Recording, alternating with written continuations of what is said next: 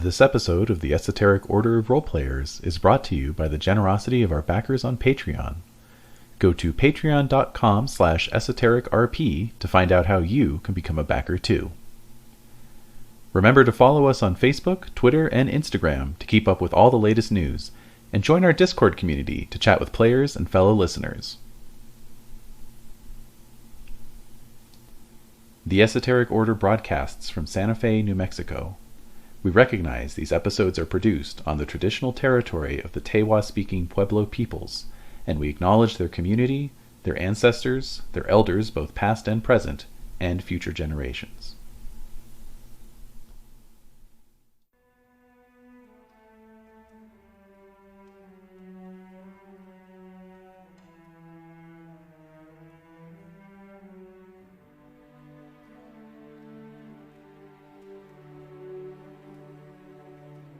The Esoteric Order of Roleplayers present The Great Game, a Castle Falkenstein campaign, with David Larkins as the host.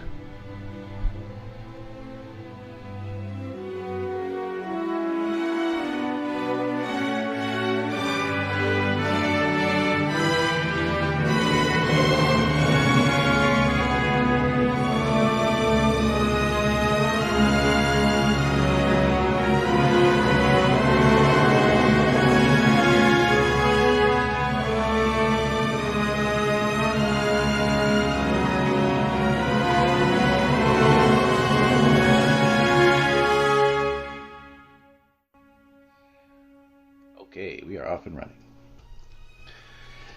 Alright, well, welcome back, everybody. So, yes, we're back to the world of Castle Falkenstein, and we're picking up with a new story. In the tradition that we established before, I will just go ahead and drop the name of the story, which is Firearms and Margarine. So I know that really cleared things up. That. Oh, this one again. Yeah. I know. Oh, that one. That'll Like, Is margarine even a thing yet? Classic I thought I was like... Like peanut butter and jelly. Firearms and margarine. That's right. We go together, like... Yeah, so, well, actually, the question of whether margarine is even a thing yet will shortly be answered. We there for the inception of margarine. Yeah, for real. That's what. That's like exactly the what I real want. invention in this time. Welcome to the magical world of Castle Falkenstein. That's what all this has been leading up to. Oils. I was going to say that we're going to explore the fascinating, world of French hydrogenation. Yes. Sounds like a PBS special. It's steam powered green margarine. That's If there's right. a magic school bus, I'm going to be either very upset or very excited. I just imagine all of our characters on like a tour of the margarine factory, just kind of Yeah. like walking along, like The little okay. hairnet. Only if it's narrated by the how it works guy or whatever. Oh, those are Yes. those are I love impossible not to stop watching. I know. I love those things. Even if you have no interest in whatever they're making. It's just You know- For some reason, does anybody here? You guys are all older than my general target audience, so you might remember this, like I do. But does anyone else remember a show called Look Around You? Mm-hmm. Yeah. Like it was like a weird, like almost parody science show. It was a parody. I think Peter Serafinowicz Yeah. was in it, wasn't he? Oh, dude, thank you so much. Because Yeah. I literally everybody else's face is like the same face that I always get, and I'm Yeah. like, is this a weird what? No, it's so good. It's this like pitch perfect parody of those like 70s science info like PBS, BBC co-productions where it's like They're look so around good. you, Yeah.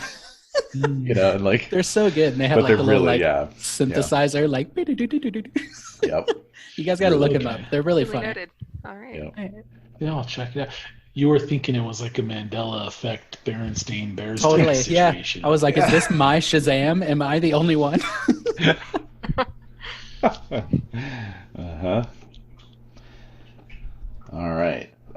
So, as you may have gathered from the new background on Obsidian Portal, we are now in Paris. So, I guess my preliminary note with that, actually, funnily enough, since we were sort of joking about French pronunciation before I hit record, is that I think we all just need to give ourselves permission to completely mangle the language. None of us are proficient in French, and it's going to be very clear. And I'm going to Americanize the shit out of most of these words. So please feel free to do the same.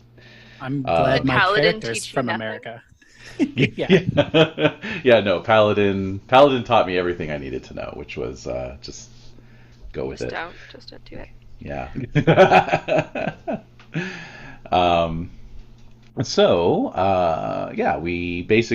We kind of left off with you all aboard this Lord Dyer's airship. So we'll do a little bit of a flashback to figure out what happened with that before we kind of shift gears forward to our current timeline.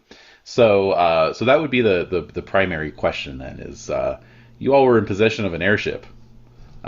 We know that you're going to eventually end up in Paris, maybe 3 weeks later. What did you do with the airship in the meantime?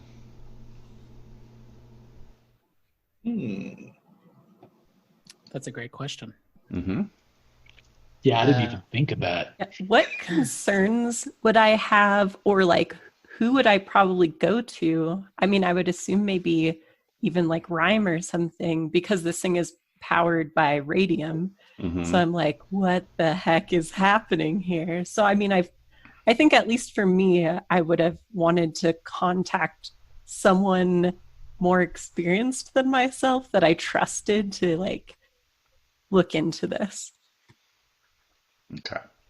So that's one vote for turning it over to the authorities. I probably Lawful good. I have a somewhat related question. Yes. What is the date? Okay, so we kind of talked about that on the forums, and I hadn't really nailed anything down yet, but I was thinking like we're getting into like maybe late May, early June.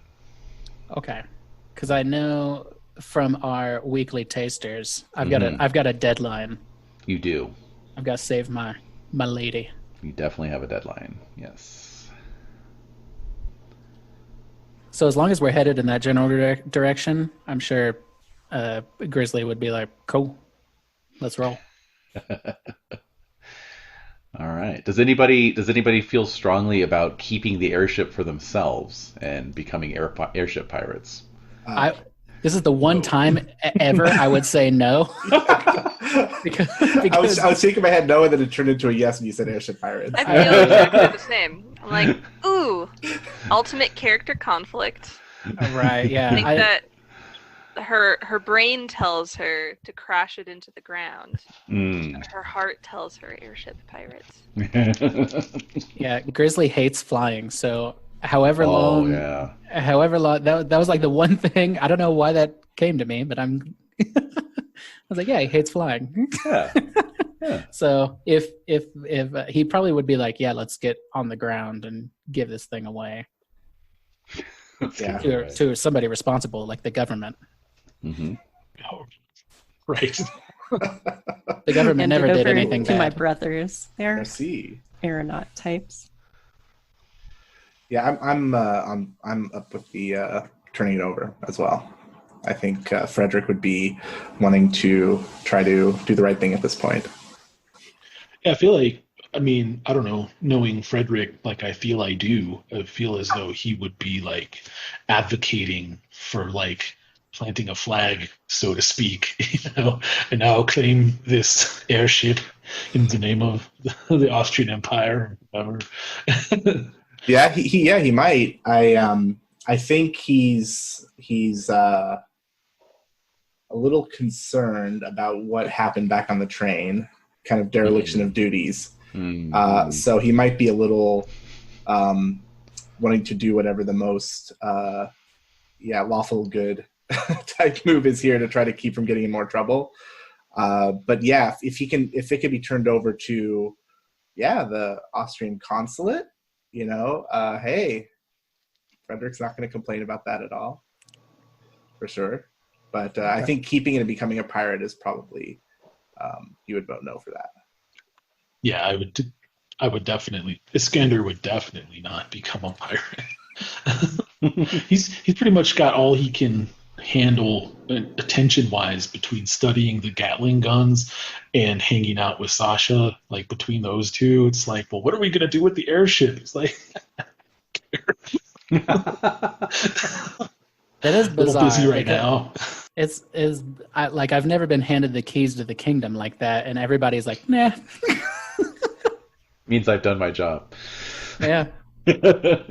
I think Frederick, did he promise some sort of political like asylum or immunity for the crew of the airship? I can't recall if that was something that came up during it. So maybe that might be another factor is, hey, well... I think that was part of your negotiations, but then you killed that guy. Yeah, that's right. I think that came after that.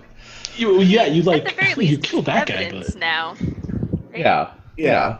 Evidence. Exactly. You gotta turn that over. If one of your diplomats stabs a guy, I feel like you were talking to like the group as a whole, though.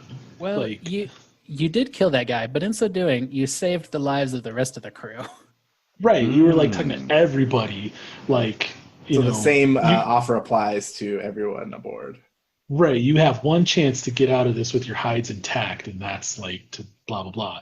And the one guy, like the main corporal, whoever, was like, "How about you turn it over to us, and we'll promise like Scout's honor to like not use it for war." And everyone was like, "Okay." Yep. And you were like, "I'll see your offer with a counter offer," stabbed through the heart. It's probably the most like that was play of the game, by the way, in my opinion. That was awesome. And that was fun.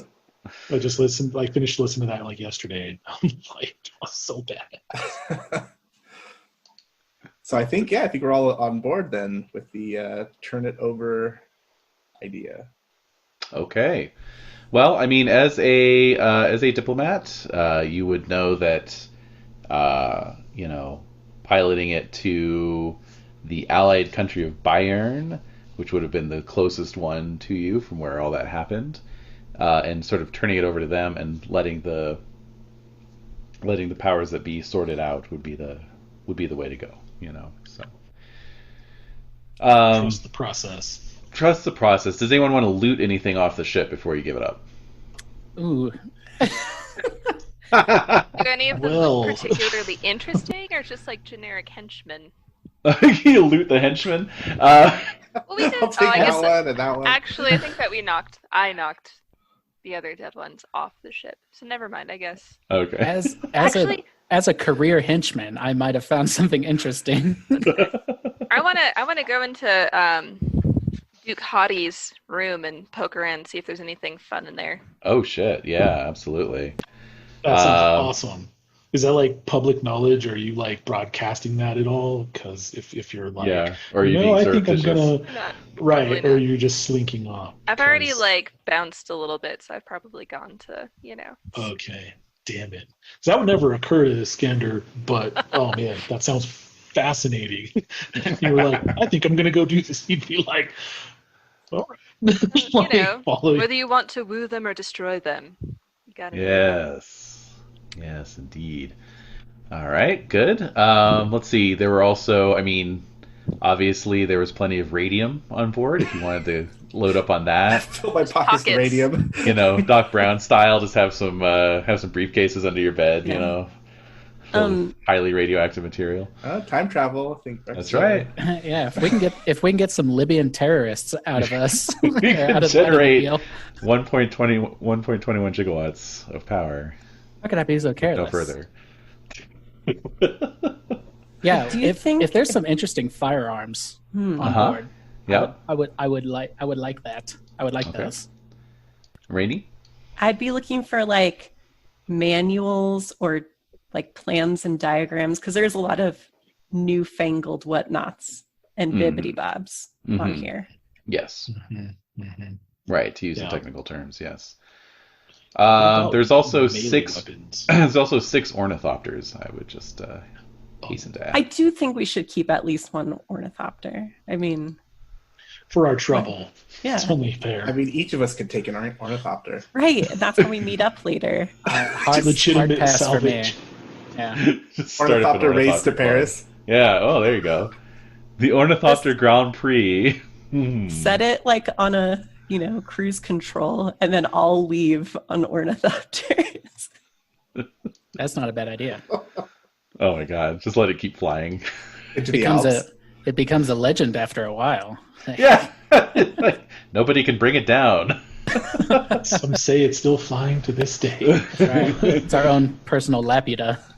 We'd have to That's right. chuck the crew over the side systematically to do that though. Oh, yeah.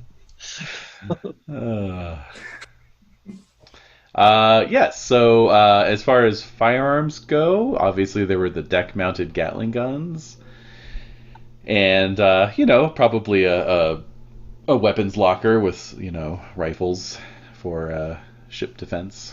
If there's anything that works better than my rifle, I would like to take that. Better, faster, stronger, harder.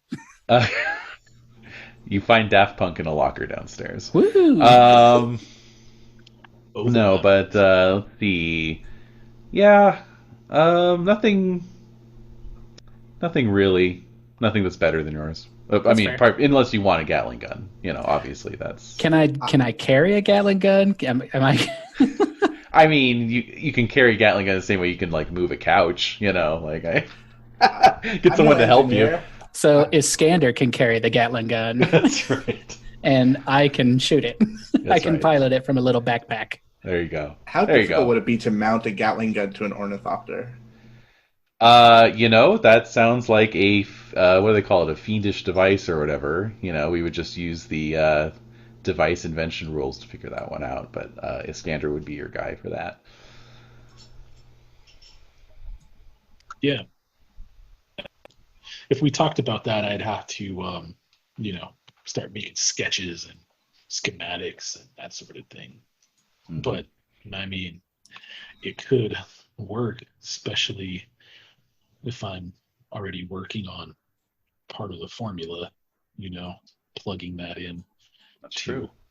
Other formulae might work out okay. I don't know. Oh, it might help you do some reverse engineering and, shrink it down, micronize it, micro machine.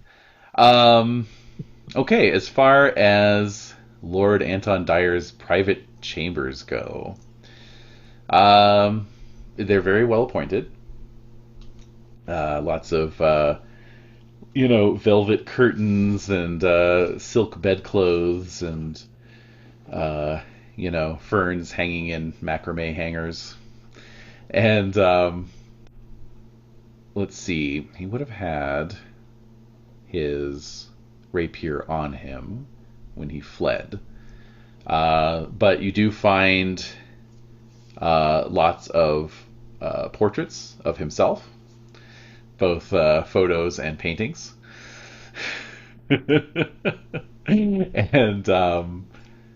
and also a cameo photo of a very aged and decrepit old woman, presumably his mother.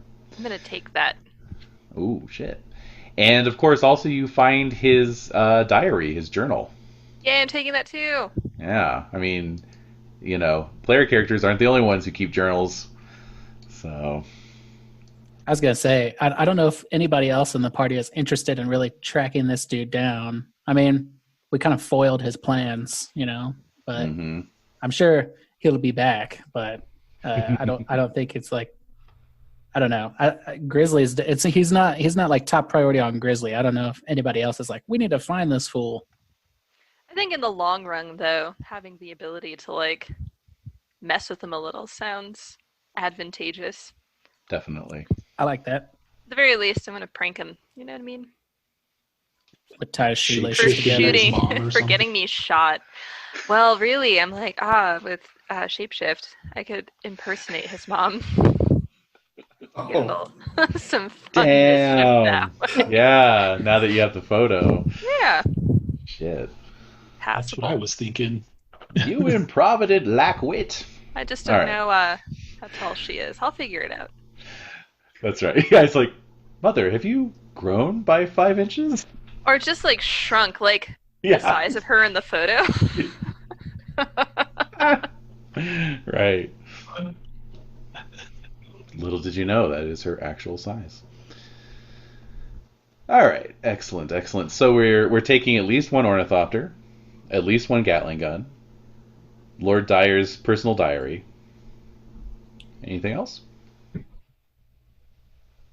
So there was like a weapons locker with rifles and whatnot and all that. Is there, are there like melee weapons of any kind in a similar armory? The flunkies all had sabers.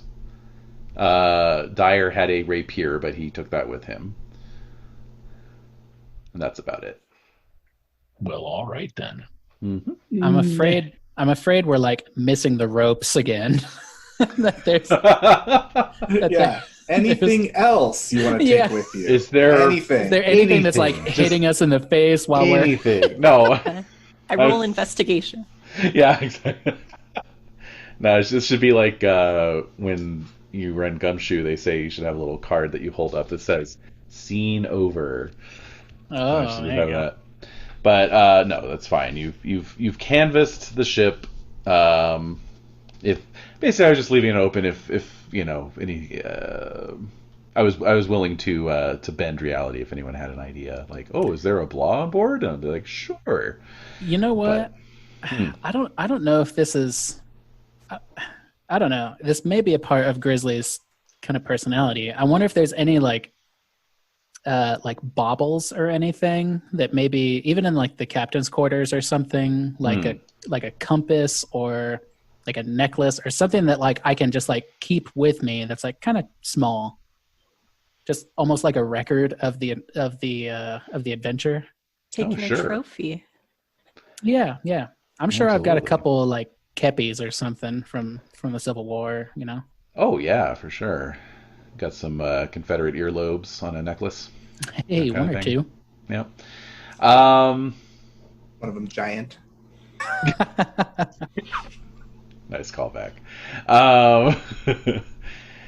I'm thinking like obviously he had his own personal monogram, right? That kind of gothic D. So maybe there's something. Maybe there's like here's some like monogram towels from the from the ship bathroom or something. I don't want like them to. I don't want these to.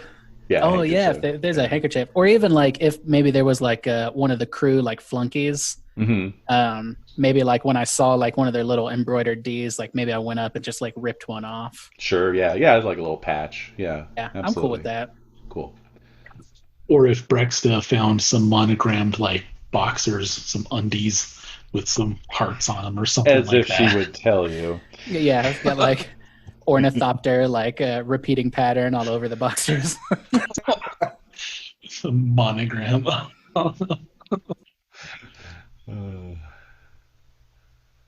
right. Cool. So the airship is turned over to the Bayernese government, and a grateful Bayernese government, I might add, and so I think you all can expect maybe some kind of commendation for that at some point. Y'all get a level in Exchequer or whatever. Maybe. Oh, yeah. Or connections, actually. There you go. You know? I'm into that. Or both. Yeah. I'm down for what the GM dictates. Appropriate. Yeah, let's go ahead and give yourselves a boost to connections. So whatever level you're at, go up one level. Oh yeah. What does that put you at, Alex? Great. Same. Great. All right. Excellent. But in the meantime, So if we don't have connections, does it become good?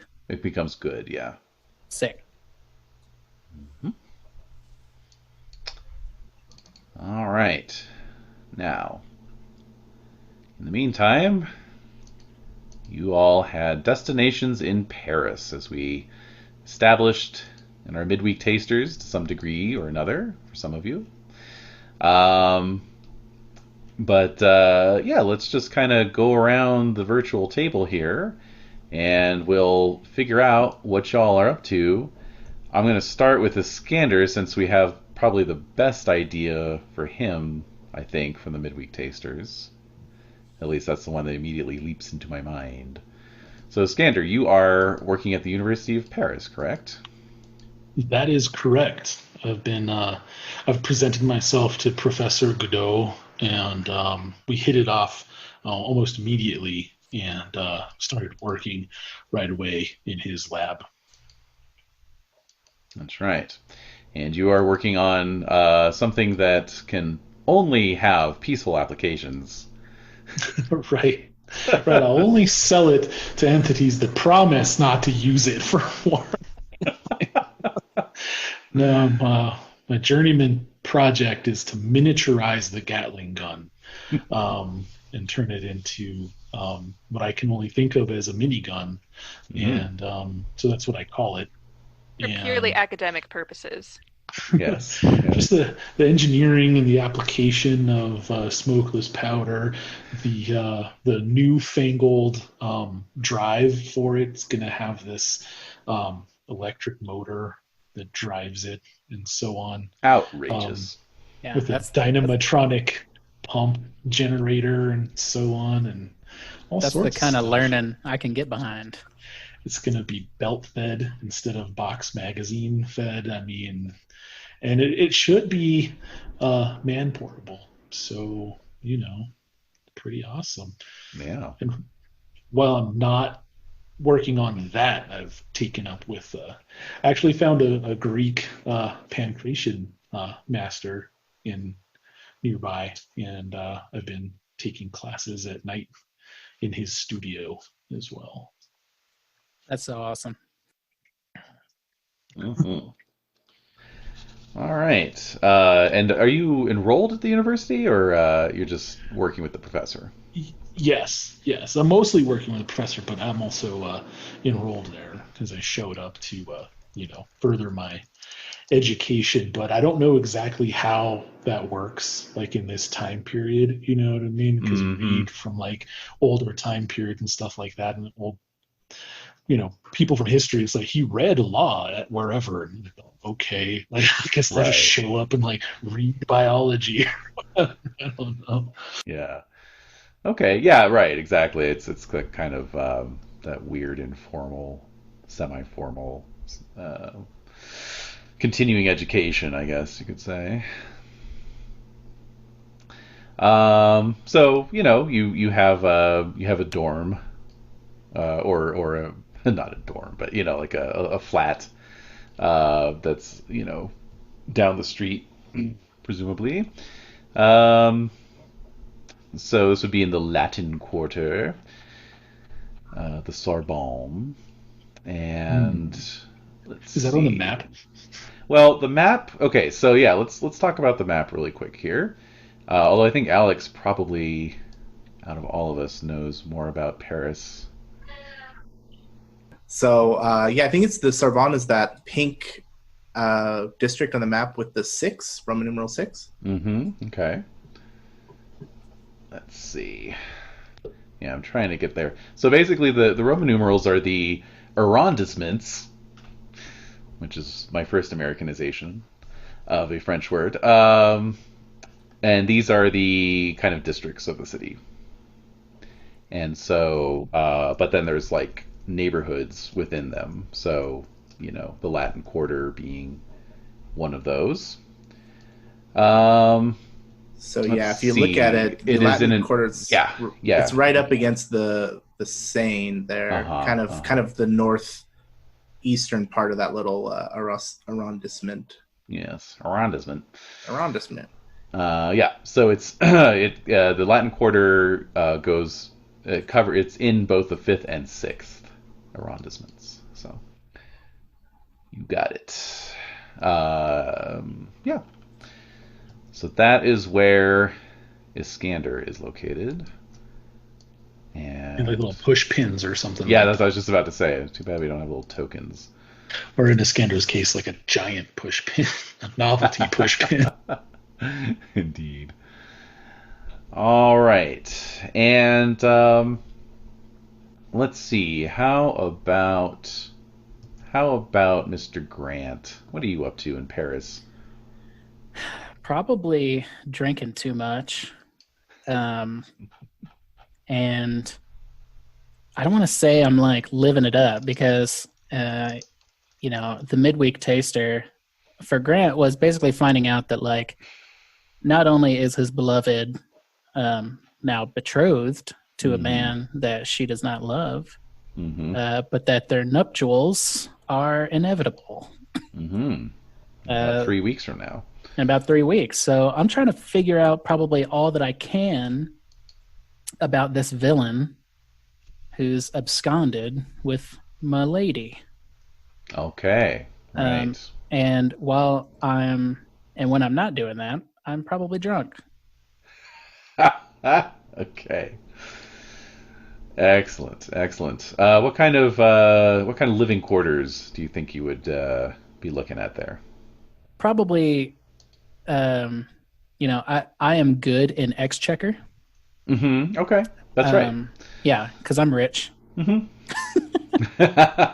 So you're doing kind of like a Dudley Moore and Arthur kind of thing? Totally, yeah. I'll be richer throughout the process of the game, I think. But even like a fancy hotel, or did you like get a place? Ooh, that's a good question. Probably a fancy hotel. Although I probably told room service like not to come up. So even though I'm kind of staying in like this like really lavish hotel in Paris, like once you get into my room, it's like, shit's everywhere. There's like empty booze bottles. It's kind of like when you get in, you're like, Grant, are you okay? Right. And I'm like, this is a perfect analogy for me as a person. All right, cool. Yeah, let me actually. So I have a nice little Falkensteinian guide to Paris here that I will be getting up on the wiki this week. Didn't quite get around to it before this session, but I will read to you the housing in Paris section so you all can get an idea of what is available. Furnished apartments may be had in private houses, or else in one of the many houseman apartment buildings which line the boulevards. In these, every kind of lodging can be found, from complete for families, including separate kitchens, to a single bedroom. These can best be engaged by the month or even year.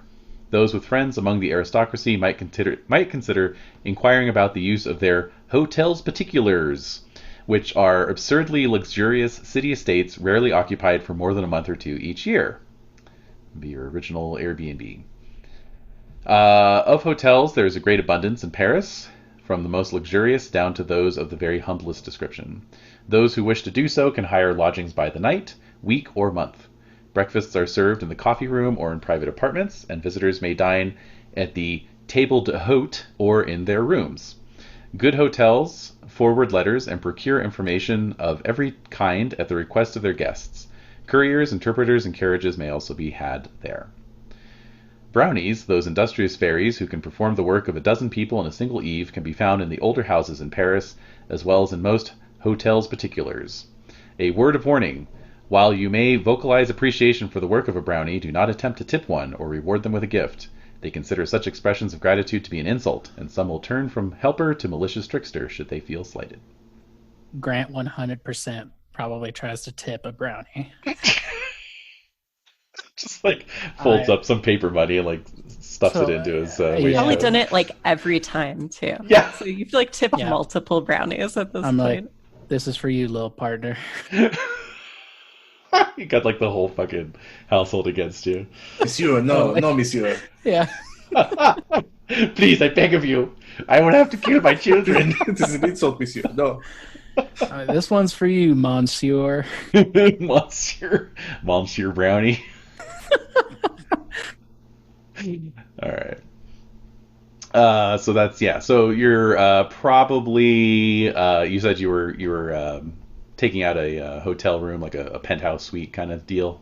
Yeah, probably. Okay. Something that's like, it's probably not too crazy because Grant's like he's got money, but he doesn't want to be like super showy. Mm-hmm. He's just like, I got the money and I'm old. I might as well use some. That's right. All right, cool. Nothing too fancy. Your penthouse will do. Yeah, that'll do. I don't need the the queen's suite or whatnot. Just the entire top floor. Yeah, just give me that. I've probably offered a room for everybody. If I don't know how good Exchequer is, but in my mind, Grant, he struck it rich with gold. And when I have the chance to improve it, I will. So this gold mine will inevitably blow up. Indeed. Possibly by your own hand. You never know. If need be. All right. Now, for Frederick, obviously you would have accommodations in the embassy. Yeah. So I was looking that up. I don't know if this is the same embassy, the same location that that they had back then, but we'll just say, for the sake of convenience, it is. And of course, obviously, it's in the heart of old Paris. You know, more or less on the Seine. Let's see. It's near the Champ de Mars. And probably has a view of Notre Dame from out your window. That kind of thing. Champ de Mars. Okay. Mm-hmm. So I'm seeing a Champ de Mars near the Eiffel Tower. Am I in? Yes, that would be the very one. Okay. I thought that sounded familiar. Okay, yeah. cool. So you are. What does that look about? I mean, what's a city block in Paris? But looks to be about 5 or 6 blocks from there. Now, of course, the Eiffel Tower, in spite of the wallpaper image on the Obsidian Portal, has not been built yet. So you don't get a view of that. So yeah, that whole area, I think, even back then, that's the 7th arrondissement, Invalides. I'm not sure if that's pronounced correctly, but that whole area is kind of the government center too. At least it is currently, and I think it was back then. Yeah. So it makes sense. It's not too far from the Latin Quarter and those areas too. Correct. Yeah, you're right in the heart of downtown. Okay. Downtown Paris. All right, and then how about Breksta? What's she up to? How's she spending her time in Paris? Well, I imagine that since Miss Sarah Bernhardt was so very friendly on the train, and us not really having the chance to catch up or gossip at all, that perhaps she's been good enough to introduce me to some of Paris nightlife, and with my great connections, perhaps help secure me a room at someone interesting's private home. Ooh, nice. Absolutely. Yes. Let's see here. Got some. Well, of course, she has her own quarters that she could put you up at. Let me just check one other person though. Let's see. I like staying with someone. It makes it much more interesting. Ah, here we go. This is somebody you might enjoy. Staying with is her friend Clémence Royer, a self-taught French scholar who lectures and writes on economics, philosophy, science, and feminism. Ooh. She's best known for her controversial 1862 French translation of Charles Darwin's On the Origin of Species. Fabulous. Mm-hmm. Does she have a page yet? She does not. I will make a note to Neat. put one up. Excellent. Okay. All right. And that just leaves Astrid. What's she up to? So I would definitely have like a decent apartment because I would need it to have a private kitchen or at least access to such things for the work that I'm doing. Mm-hmm. And location-wise, it would need to be not too far from, the place where unknown and homeless people get buried when they die. Right. All right. So slightly dodgier neighborhood than the rest of these hoi polloi. All right. I think Letting my money Yeah, stretch a little. Montparnasse. Yeah. has a huge cemetery there, and they also have the catacombs nearby. That's right. Ooh, spooky. Spoopy. Whoopee. Let's see. Where are you located? Not too 14th. far from everybody. Yeah. It's just south of. Or 15th? 14th or 15th? It's the kind of between the 14th and the 6th, really. Oh, So if you okay. go to like the Luxembourg Gardens, do you see that? Uh-huh. And you go kind of southwest of that, you'll see this big green park on the map. Oh, okay, cool. It's not a park at all. It's a cemetery. Ooh. Fun fact, the reason why parks look like cemeteries is because people used to have picnics in cemeteries. All right. Cool. Yep. All right. Excellent. So yeah, you've managed to rent a garret apartment. It's like the entirety of the top floor of a 4-story, mixed-use office and residential building. So you have this it's like kind of a Manhattan-style like artist loft. Plenty of room to, set You your could stuff call it up. art. It's fine. Yeah. So, cool. I think that covered everybody. Okay. All right. So, yes, it is a late May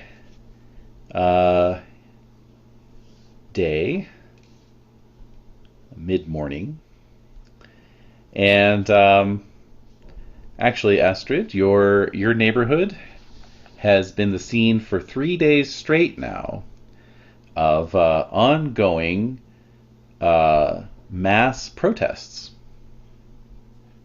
What have they been protesting?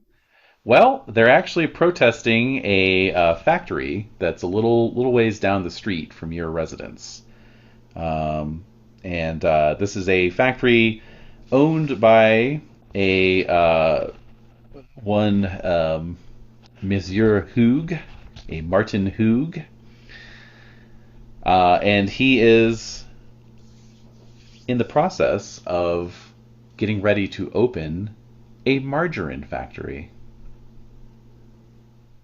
Mm-hmm. And what are they protesting just because it's a factory in their area, or is there something particular about the process besides the fact that, from what I understand, no offense meant, but French people love butter? Is it just that issue, or like what's the deal? Yeah, why am I angry about margarine right now? Yeah. Why is margarine liar trending? Butter. Why is margarine trending on Twitter right now? What the hell? It's opening a margarine factory? The gall. The gall, I say. Well, you joke about it, but in fact, this is a mass protest movement led by dairy farmers and brownies. The dairy farmers obviously are objecting to this synthesized butter substitute, impinging on their gig.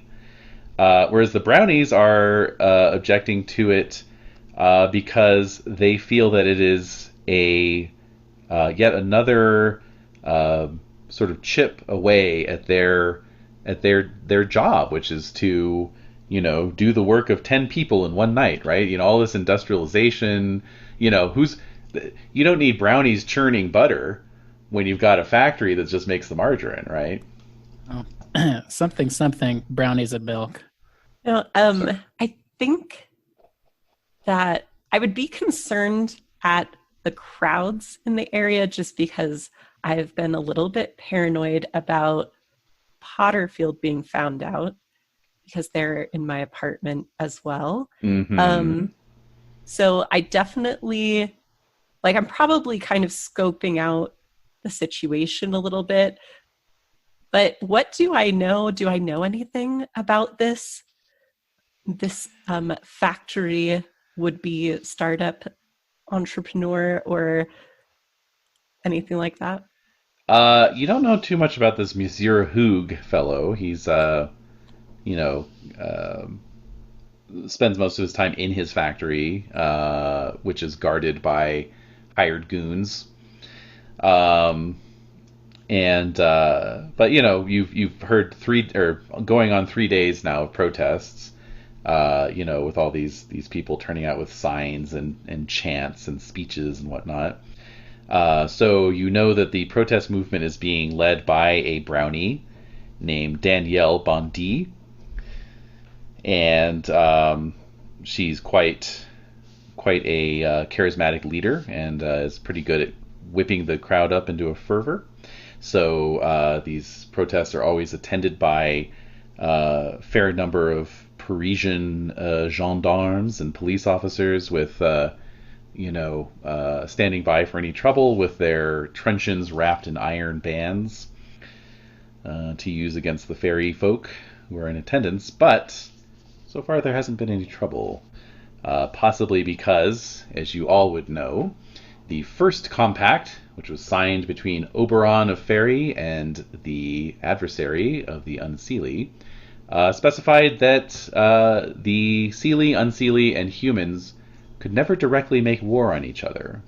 And there are so many fairies that gather in this plaza for these protests that it kind of starts to blur the lines. You know, if the police were to wade in there with their truncheons, would that count as making war? Who wants to find out? Who wants to break a 3,000-year-old compact? Let's find out. Obviously, we do. Probably us, yeah. that would be you, yes. So then my question for Breksta would be, are you attending these protests?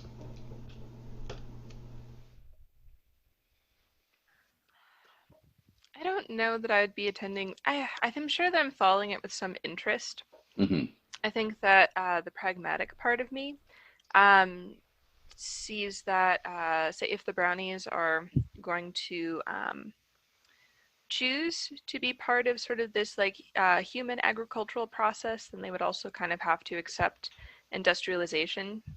I think I'd be more interested in seeing the brownies unionizing for doing factory work and ensuring brownie employment of a kind as things continue to be industrialized. But I think that if you're going to choose to be part of the human world, you kind of have to accept the fact that they change all the darn time. How enlightened of you. All right. Anybody else interested in these protests in any way, shape, or form? I definitely am. Because I know that this feller, Mr. Hoog, mm-hmm. maybe Hogue from where I'm from. Mm-hmm. I don't know. He seems kind of like a big deal, and to me, like coming from America or even like a small part of the world, everybody with money kind of knows each other. Mm. So I kind of have a suspicion that this dude knows that Mr.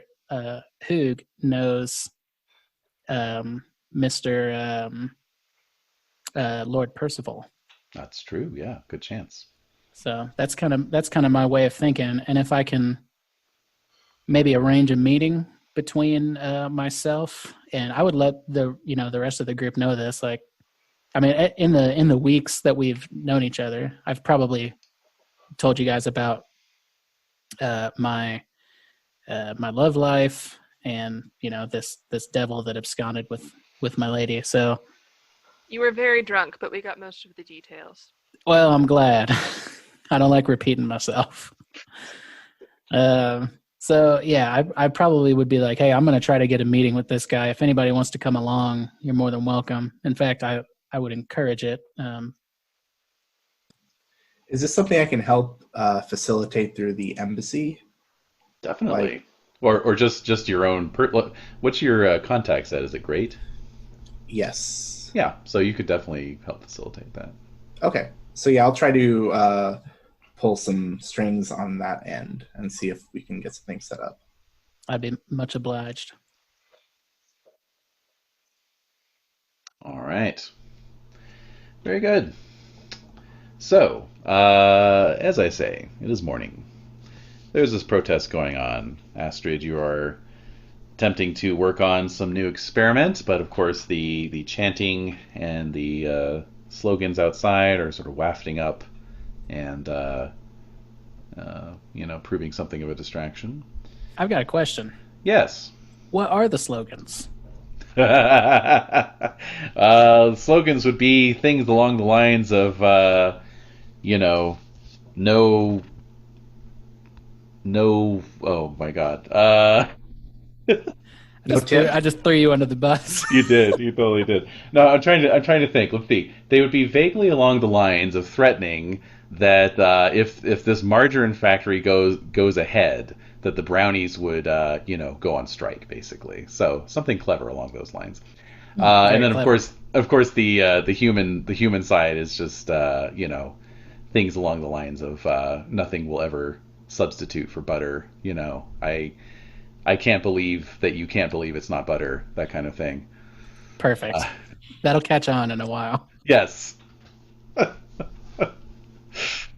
right. So, but yeah. So, Astrid, you are attempting to get your work done when the crowd suddenly erupts in cheers and applause.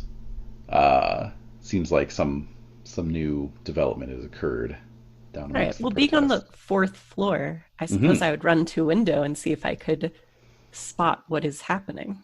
Okay. What you see happening? So basically, you have a view down onto this plaza, right? And then the wrought iron gates of the margarine factory are located on the far side of the plaza, and then you see the factory set a little ways further back. I'm just thinking of it like Willy Wonka, but butter. Very Totally. much so. Absolutely. Does it have smokestacks? Yeah, of course it has smokestacks, even though it's a margarine factory. Yes. Somehow, for some reason, it has smokestacks. And it's like greasy soot. Yeah, it just kind of sticks to everything.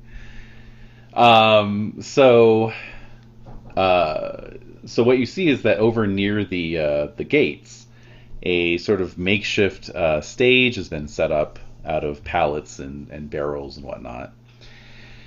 And you can see a pair of brownies surmounting the stage. So it's a male and female brownie. You recognize the woman, if you will, as the protest leader, Danielle Bondi. The male brownie who's with her is probably her assistant, because you always see the two of them together. Okay. And so she gets up on the stage and she begins to speak, and she's probably using some kind of fairy glamour to amplify her voice, because you can hear her clearly even though she's 150 yards away. And she begins to give this speech on how the age of industrialization will not arrive only to break the backs and wills of the laborers and farmers. Those who work in the fields and in the barns will not allow their way of life to be destroyed by iron and machines. And is beginning to outline plans for the movement's future. When you hear the unmistakable crack of a rifle shot. Uh-oh.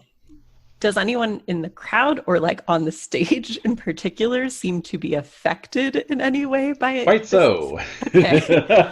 If there seems to be an injury, especially with the work that I've been doing lately, I would probably run down to see if I could help. Okay. So there's this rifle shot. You see both brownies on the stage drop. There's a moment of stunned silence and then sheer panic. Almost every brownie in the plaza begins to go ethereal and starts floating up into the sky. So it creates this like instantaneous mist that begins to rise up. The humans in the crowd are running every which way, screaming, yelling. And with your great, you have a great education, right? I do. It's So my with best your skill. with your great education, you go all beautiful mind and immediately triangulate the rifle shot, like where that rifle Oh, shot would have come yeah. from. The origin. Absolutely. And you realize it would have come from one of the windows directly below your attic. And I just realized I have to deal out cards to everybody. Yay. Let's see. Yeah, so you get that on a partial success. If you want to, after I deal you your cards here, if you want to buy that up, you can get an even more precise idea of where the Okay. shot came from. There you go. We'll all take a moment to look at our hands. Anybody else have any discards? I will in a moment. I need to find my Major Arcana cheat sheet and see Sure. which one I'm going to get rid of. No problem. That cheat sheet isn't on our Obsidian portal, is it? I should probably put it up there, yeah. Okay, so is it in an email? Yeah, it's Yes. an email. If you do, like in here, I have it open. Let me grab it. What is the thread called? It's called Equipment and Tarot Rules. Man, I didn't get any major arcana. Arcana? I didn't get it. Yeah, Didn't that get was me any like this time. the first 2 sessions. I was like, I know they exist. I've seen a tarot deck, but it's not for me. And today I actually got 2. It was amazing. Nice. I was lousy with them last time. Now, but we'll see. It's the first hand, right, of the evening, so can't call it just yet. Hopefully the card I get in replacement of this one will be better. Because I don't have what I Yes. need. I hope so. Was that your You card? can. Judgment? Yeah. I ended up what'd you get? dropping Judgment, to keep a different fan. But Judgment is a little, I'm like, Yeah, I just dropped the Hermit to keep the Magician, which is basically a better Hermit. nice. I kept Hierophant because it gives you Exchequer, which I'm like, I'm sure that'll come in handy, more likely for my character than Judgment. And aces are high, right? Yeah. Hey, what is it? I need the tarot card conversion rate. What's So an ace is 15. right? Ace is 15. Oh wait, here we go. Here it is. It's the suits is what I'm looking for. Oh yeah. Yeah, wands. Okay, wands and clubs are physical activities. Yeah, I need Which- pentacles, and I have none of them. I always put all my. I mean, you can't change too many cards, I guess, but status, social, mental, intellectual. Is there one? Wands are for shooting, right? Yeah, wands are anything that's physical. Okay, good. Yeah, there's an ability list on the wiki, Obsidian Portal wiki, with all the. I've got the skills. PDF rule book, so I kind of peruse through it or keep it going one time. Hold on a second. David, I discarded Judgment. Could I have a new card? Of course. Thank you. I also discarded. I would. And can it be a Like a new pentacle, one. please? Cannot guarantee that. Sorry. All right. So I'm assuming to buy up to a better success, it would be mental because I'm trying to triangulate, right? Mhm. Is the Yeah. idea. Yeah. And of course, I don't have any pentacles. Womp How womp. far am I from buying up to the next level, though? If Well, I'm at let's see great? here. So you're great, so that automatically gets you a partial success, and great has a value of 8. And so to get to a full success, you would need to have half again that level, which would be 12. Okay. I need a new card, David. Oh, thank you. I keep getting Major Arcana. Yeah. I do like with Santi's Zoom background when he leaves, like his chair is in his weird office, so that it works out. That is nice. I'm jealous of where he's at in his story. Makes me want to. I need to like up the ante. Yeah, you can also write tasters about greasing yourself up and wrestling with men if you want to. Oh right, yeah, I know. Yeah. I'm like, what? Now you tell me. I know. Yeah, I just wrote that I'm like hanging out and getting drunk. I know. I also missed out. Drunk again. I should have been like, and then I become best friends with Katsubu, and we go on adventures. I have to say though, I had that moment of like insecurity of like, oh no, mine is not nearly as cool as everyone else's. But then it was like that moment of realization that I like that all of us approached it from very different angles. Mm-hmm. Like Kenny, I think they're all so different. Yeah, well, but like Kenny, like yours was definitely like backstory driven, which I think was, you know, something that Alex did too, that the rest of us maybe didn't have going on, and that was something I was like, oh nuts, like. That character should have been more interesting from the beginning. But it was cool to just like see like the variety of like everyone I think went in really very different directions. It's super cool. Mine was like hardcore, how do I justify that I want a new skill? But also I kind of want my character to die because I like this new character better. Oh my god. Is that what your angle is? Interesting. No, I mean, I don't want to die, but when I was writing like that new NPC, I was like, oh, this character is more interesting. Yeah. So yeah, real quick, but before we jump in, what are the limitations with the weekly tasters? Because can I just be like, oh yeah, like some Confederate general who like escaped from my past, like is also in Paris, and me and him like sit down and have a champagne villain moment. Sure. Yeah, it's it's like it's like what the rule book said. It's anything that happens off stage. So it's anything that is going on that's not in our, regular sessions. So okay, well, pretend nobody heard that. Well, if it isn't Albert Sidney Johnston himself. That's right. Colonel. If he can have suffered a horrific injury, so the bottom half of him is missing, and he has this spider wheelchair. Totally amazing. All Wild Wild West style.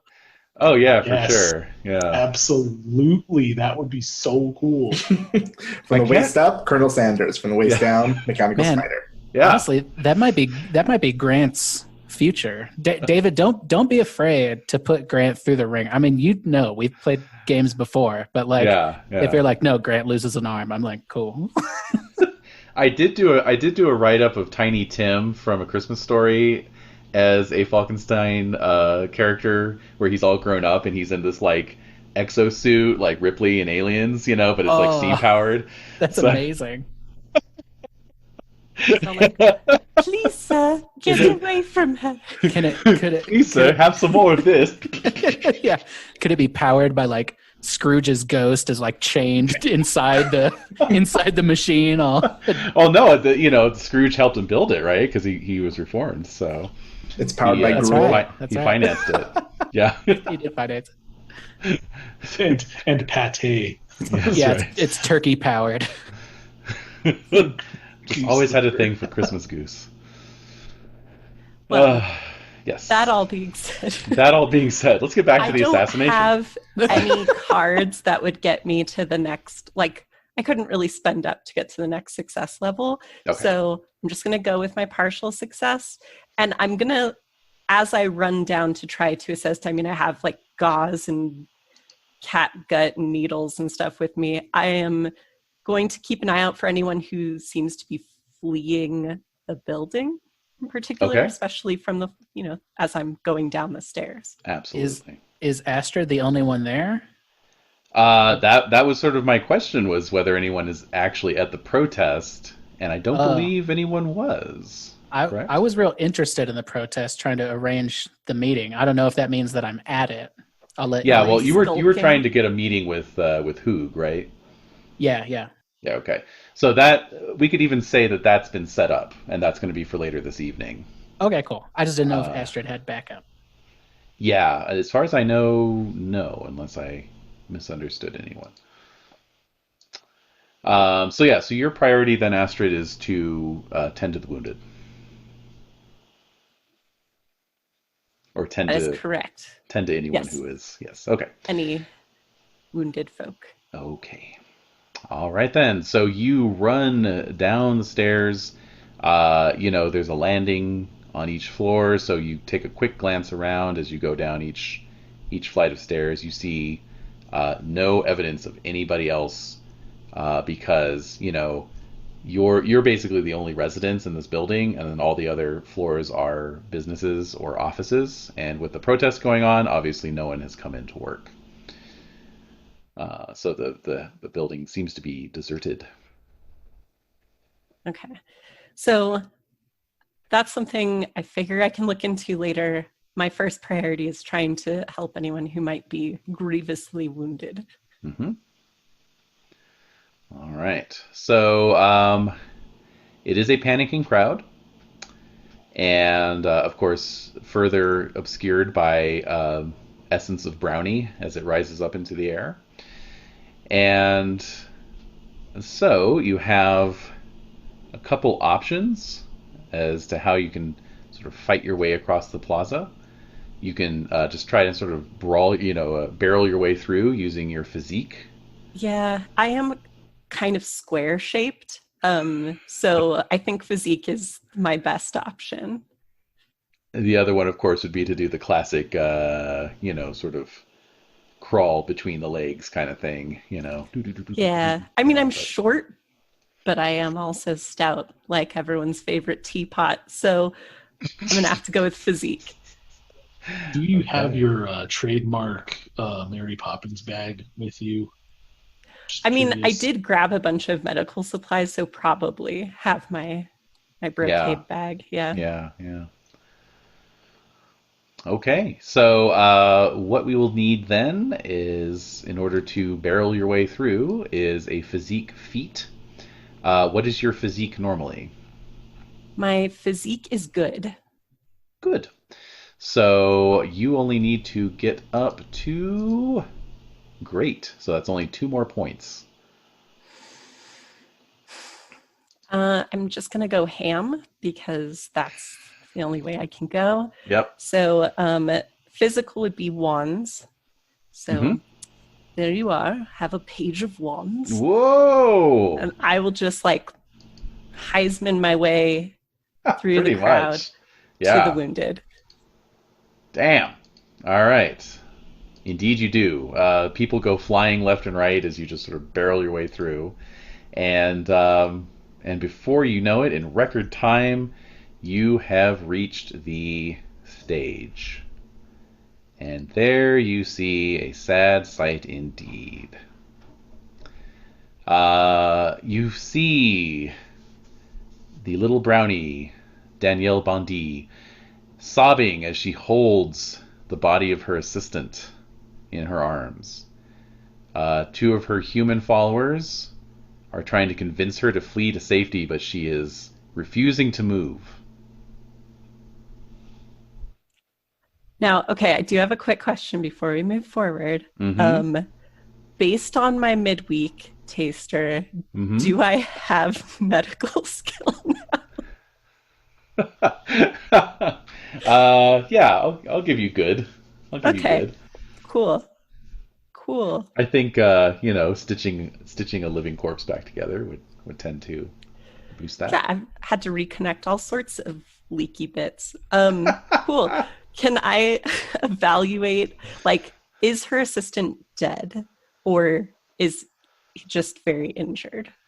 He looks to be dead. Okay. All right. Is she injured or was it, because I know they both kind of had a reaction when the shot happened, but I don't know. Is she just more tending him because he was hit, or is she also injured in any way? It doesn't look like it, no. Okay. So I put my bag up kind of defensively, like to sort of block view to the brownie from the building that I just came from. Yeah. It's a magic bag. It's helped many people. Mm-hmm. And and I heard the shot. I saw that you fell. I'm so sorry. Is there anything I can do? Oh, he's dead! He's dead! Michelle is dead! They have killed him! He's slave! And so you can see like, yeah, right dead center in his chest, there's a pretty big bullet hole, and there's blood, sprayed on the stage. Presumably there's a big ass exit wound on the back, Exit wound, you say? Is there the projectile? I have a lot of friends who know about guns, so I don't know if that'll help me identify the weapon. You do spot a part of the pallet, that was used to make the stage. The wood seems to be freshly torn up. Forensics. Mm-hmm. All right. So I'll keep that in mind. I think the next thing I have to do, I can't help this person.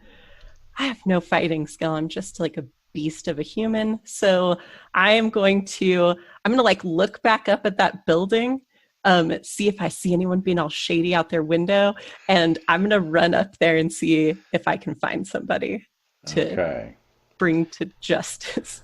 All right. So looking back at your building, you see 3 windows on the 3rd floor, and 2 of them are closed, and the center window is open. And you even see a little bit of a glint of sunlight off of what might be like a mirrored surface. All right. So to the people at the stage, I say, whoever did this is still up there. You need to find cover. And I start running back to the building. Okay. So as you're saying that, the 2 human assistants take that as their sort of call to action. They begin dragging Madame Bondy off of Michelle. And as they pull her away, his body just goes and just explodes into millions of tiny motes of gold flecks, which are taken away on the breeze. Wait. Oh, so, well, I'm not there, but I got questions. I got questions.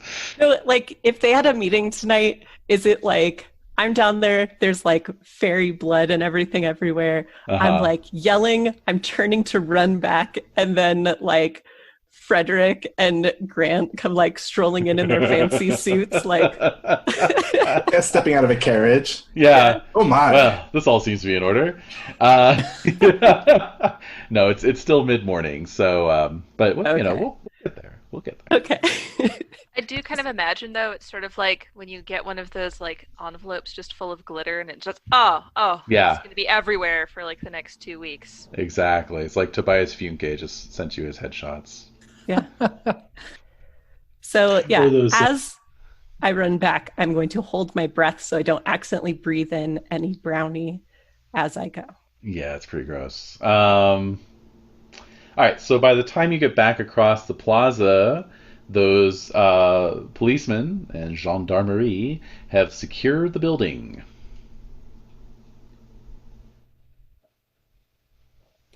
Oh, hello. I just need to get back up to my apartment, please.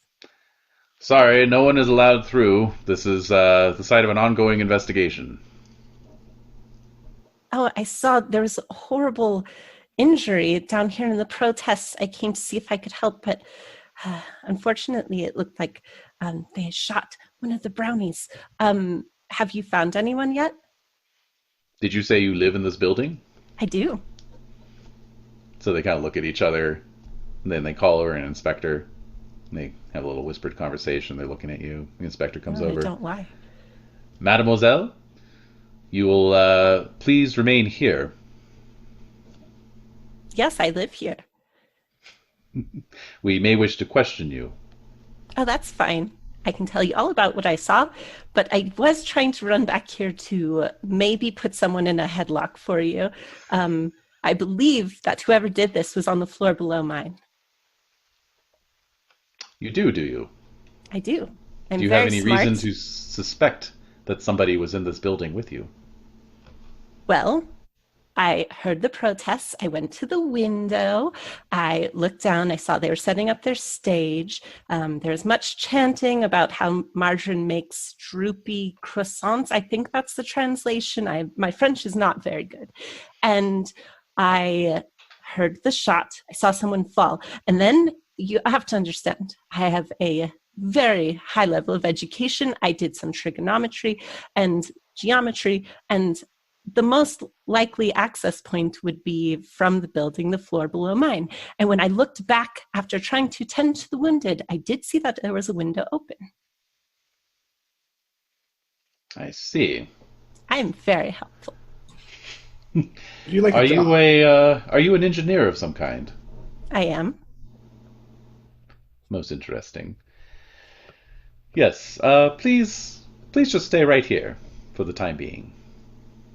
Okay. So, by this point, most of the plaza is cleared out. The mist has risen into the air as the brownies have dissipated. So it's suddenly, as wild and chaotic as it was, it is now turned eerily quiet. You can see more police officers over at the stage now. One of them has his penknife out and he's digging something out of the wood. Yep.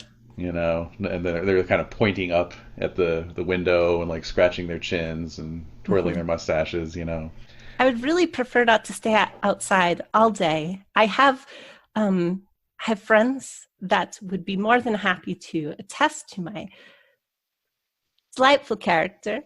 If you would like me to give you contact information for anyone, but otherwise, I've told you everything I know. So the inspector comes back over and he says, well, and he's got his notebook out. If you could just give me your full name. Okay. My name is Astrid Yrsa Faraday. I'm from Sweden. Aha. And this is your address, of course. Yes. Very good. Well, Miss Faraday, I'm afraid we're going to have to ask you to come downtown with us. We have some more questions for you. I see. That makes sense. This was a very strange situation, and I'd be happy to help you examine any evidence and evaluate the situation and lend my expertise. Yes, I see what you're saying in chat, but I trust everyone. And so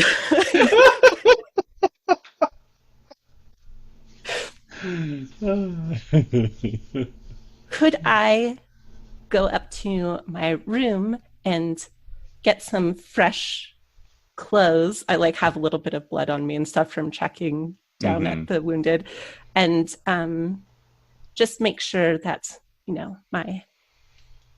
my butler knows that I will be away. My flesh butler. Yes. So they agree to that.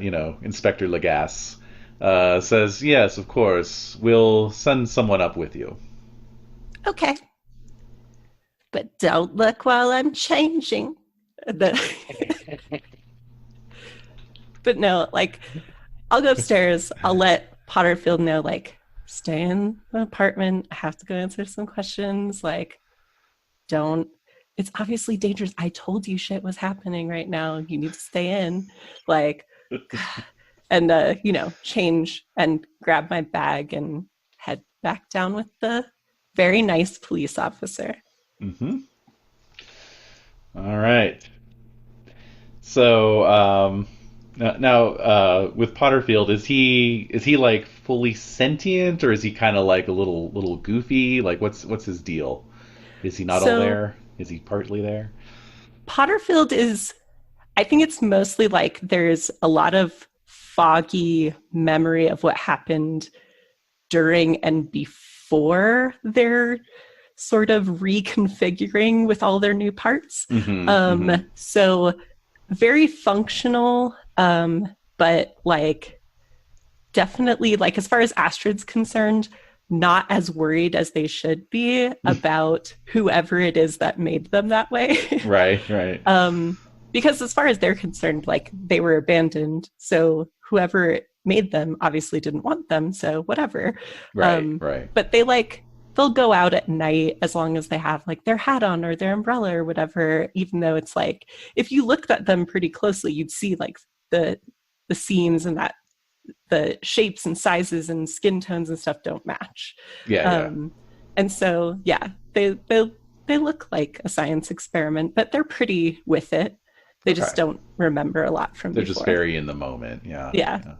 Okay, cool. Good. Well, I mean, I would have liked to have an opportunity for them to wander off, but whatever. Well, I mean, they don't have to listen to me is the thing, because they don't. I think that's the issue, is that this is a conversation we've had multiple times where I'm like, you need to not go out in public so much. Like, you don't need to go yourself to get butter and or margarine, depending on what's in our neighborhood in the next coming weeks. And Potterfield's like, but I think I do. So. There's going to be all kinds of margarine on the market. Soggy croissants. That's right. Soggy croissants. Yeah. This will not stand. How do you make layers? But yeah, so I at least notify Potterfield of what's happening and then go with the police, because I have no reason not to. All right. Okay, so we will advance the scene. So it is mid-afternoon of the same day, and for convenience sake, Frederick, you are hosting a afternoon tea party with your friends from the train trip from the Duchess Elizabeth, of course. Obviously, Mr. Grant has come here to meet up with you because you have a meeting with Monsieur Hugh afterwards. But Iskander and Breksta, of course, are there just on social reasons. But I'm imagining you probably have a pretty nice little flat in the embassy, wouldn't you say? Yeah, I think so. I guess it depends on what my welcoming, was like. Was it positive? Was it neutral? But I think it should be pretty nice. Nice enough to have a tea party for sure. Absolutely.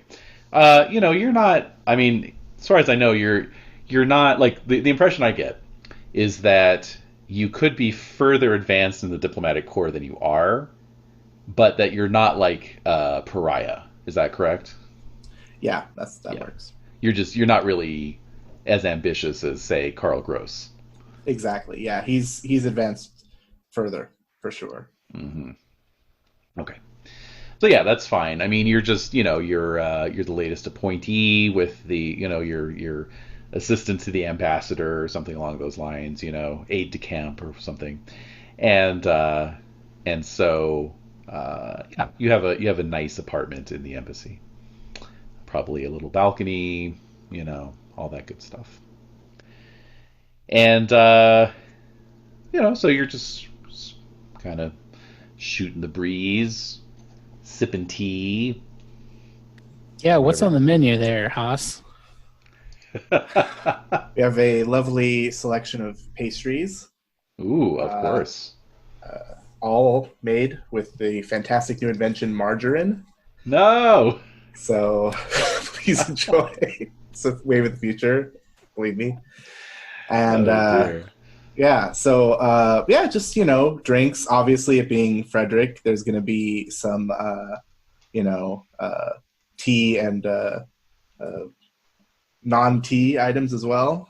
Should anyone want some brandy or wine or other selections, or afternoon absinthe, perhaps, or afternoon absinthe, possibly. We're day drinking. Is there? Do you have your big gulp with you?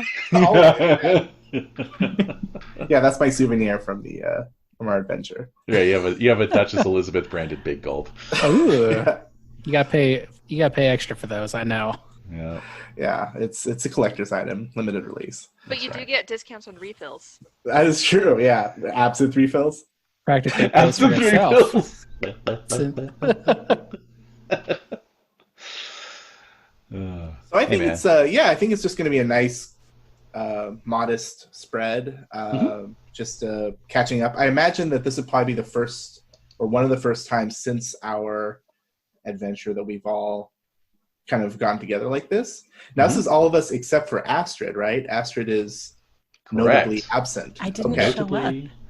Notably and you were absent. invited. Yes. So that'll definitely be the topic of conversation, I think. Initially, it was just to meet and also to discuss with Grant, our upcoming meeting with Hoog. Was it Hoog? Mm-hmm. You got it. But yeah, when 5 minutes, 10 minutes rolls by, Astrid isn't there. Oh, that seems strange. Hope everything's all right. Yeah, how far are we from these protests? Let's see. So if you're in the embassy, then you're a good ways away. Okay. Yeah. But do we know where Astrid was staying? Do we know that she was staying kind of in that area? Yes, you would have known that. Okay. How long ago was the assassination? Like, how many hours ago are we talking? About 5 hours at this point. Wow. So what are the chances that I would have heard about that through diplomatic channels and so forth? I'd say the chances would be very good, actually. Yeah, I'll probably I imagine we're probably sitting there drinking tea and eating biscuits and noting the absence of Astrid. And, Grant's probably like, yeah, I'm pretty sure she was staying over there by where them protests were happening. And that's maybe when the knock on the door comes. Dramatic, as it were. You know it. I did have one question about Frederick. Yes. Now that you're settled in Paris, are you pursuing any kind of therapies for your lingering trauma? Well, if by therapies you mean visiting the Montmartre region of France quite often, then yes. Okay. I don't think anything beyond that. He's wrestling with a lot of stuff right now, but it's pretty much below the surface. Okay. Everything else right now, I think, also given we've been here how long in Paris? Oh, like a week or two. So I think he's been thankfully quite busy with administrative stuff, just getting caught up, getting up. I'm sure he's had a few run-ins with Carl Gross, unfortunately. Of course. Constant. And he's always very friendly, which it makes it worse. But there's a lot of so I think he's just kind of getting settled in, and I don't think he's really. This might also be why this may be the first time we've all gotten together. That it's just been kind of this whirlwind of activity and all this stuff. We're all getting settled in, and then it's So I don't think he's had a lot of time to even think about that just yet. Okay, that's fine. So yes, indeed, there does come a dramatic knock at the door of your apartments, and your butler answers and comes in with the customary, song and dance where he has a silver platter with a card on it, and he presents it to you. Okay, so I will take the card with a nod and look at it. All right. It identifies the caller as a certain Monsieur Inspector Hercule Legas of the Paris Metropolitan Police. Oh, I know who that is. I mean, I do. My character doesn't. Okay. So immediately my thought goes to something bad happened. Would the protocol be to have the butler show him in at this point? Indeed. Okay, so I'll... Basically, the idea is this gives you cover in case you don't want to see the person. You kind of like shake your head, and the butler goes back and goes, "I'm sorry, he is not available at this moment." Caller ID for the... Oh yeah, it's totally like screening your call. Yeah, it's like letting it go to voicemail. Okay, so yeah, I'll nod to the butler to allow him in and pass the card off to my friends here with a raised eyebrow. Okay. Actually, to use the technical term, this is the prefecture, the police prefecture, or La PP. Oh, down. No, it really is called that. La PP. Okay. First we had Victorian D, and now we have Le Pipi. La PP. So is it like a large prefecture, or is it like a smaller prefecture? It's a good sized prefecture, really. It's like an average sized prefecture. Yeah, I'd say It's not so. the size of the prefecture, it's the district. It's a girthy prefecture, which is, depending on your preference. Beanie prefecture. There we go. So wait a minute. Who was that letter from? The card, you mean? Yeah, the card. Yeah, the Inspector Hercule Legas. And I had it wrong. I thought it was... I was thinking of the Agatha Christie... Right, Yeah, Hercule I thought it was Poirot. Hercule Poirot. I was about to literally walk away in disbelief. No, sadly, we're a little early for that, so... That's okay. Maybe one day. Maybe Yeah. one day. Yeah. So yes, the PP supervises the Paris police force, the Paris Fire Brigade, various administrative departments, and also has security duties in the wider Île-de-France region. So, you know right away that this is kind of a big deal. This is kind of like not exactly the FBI, but kind of on that level. U.S. Marshal showing up. So you have him shown in, and he comes in with two officers of the Paris police, and one of them is bearing what appears to be a very large object of some like long, thin, object. Like you immediately think of like a telescope, maybe, because you can actually see it's wrapped in a blanket, but you can actually see down at one end a little tripod feet are sticking out. Might I recognize what this thing is? Ooh, what's your marksmanship? My marksmanship is good, It's good. but I've been working on making it great. Great. Mm-hmm. Let me make sure. Yeah. My marksmanship is good. Your first thought is that there might be a rifle in there, but the shape is all wrong. There's like a weird bulky protrusion, and then there's those tripod legs, so you have no idea what it might be. I might express that. Not necessarily that, hey, that looks like a rifle, but I'm going to be like, what in tarnation is that? I'm sorry, what is tarnation? All right. So Inspector Legas, introduces himself to everybody, shakes hands, nods as appropriate to Madame Boland, and then asks if he can have a seat. Please do. And I offer him a seat at the table. Are we... Yeah, I think we're all probably seated at a table of some kind. Mm-hmm. Or maybe a little, little coffee table with some, couches and chairs and that kind of thing. Okay, yeah. Yeah. All right, so he, flicks his coattails out from behind and sits down, unbuttons his coat. You may have heard already of the shooting that occurred earlier today. Indeed. So he looks around at everyone else. There was a Oh, sorry. Yes. Were we all there when Frederick heard about the Yeah, I shooting? Or don't is know, this... Frederick. Did you share that information with everyone? Yes, and especially once it looked like Astrid wasn't showing up, Sure, right. but that would all kind of come out in that, which I'm assuming would be shortly before the knock. Yeah, indeed, right. Yes, we were just talking about it, as a matter of fact. That's right.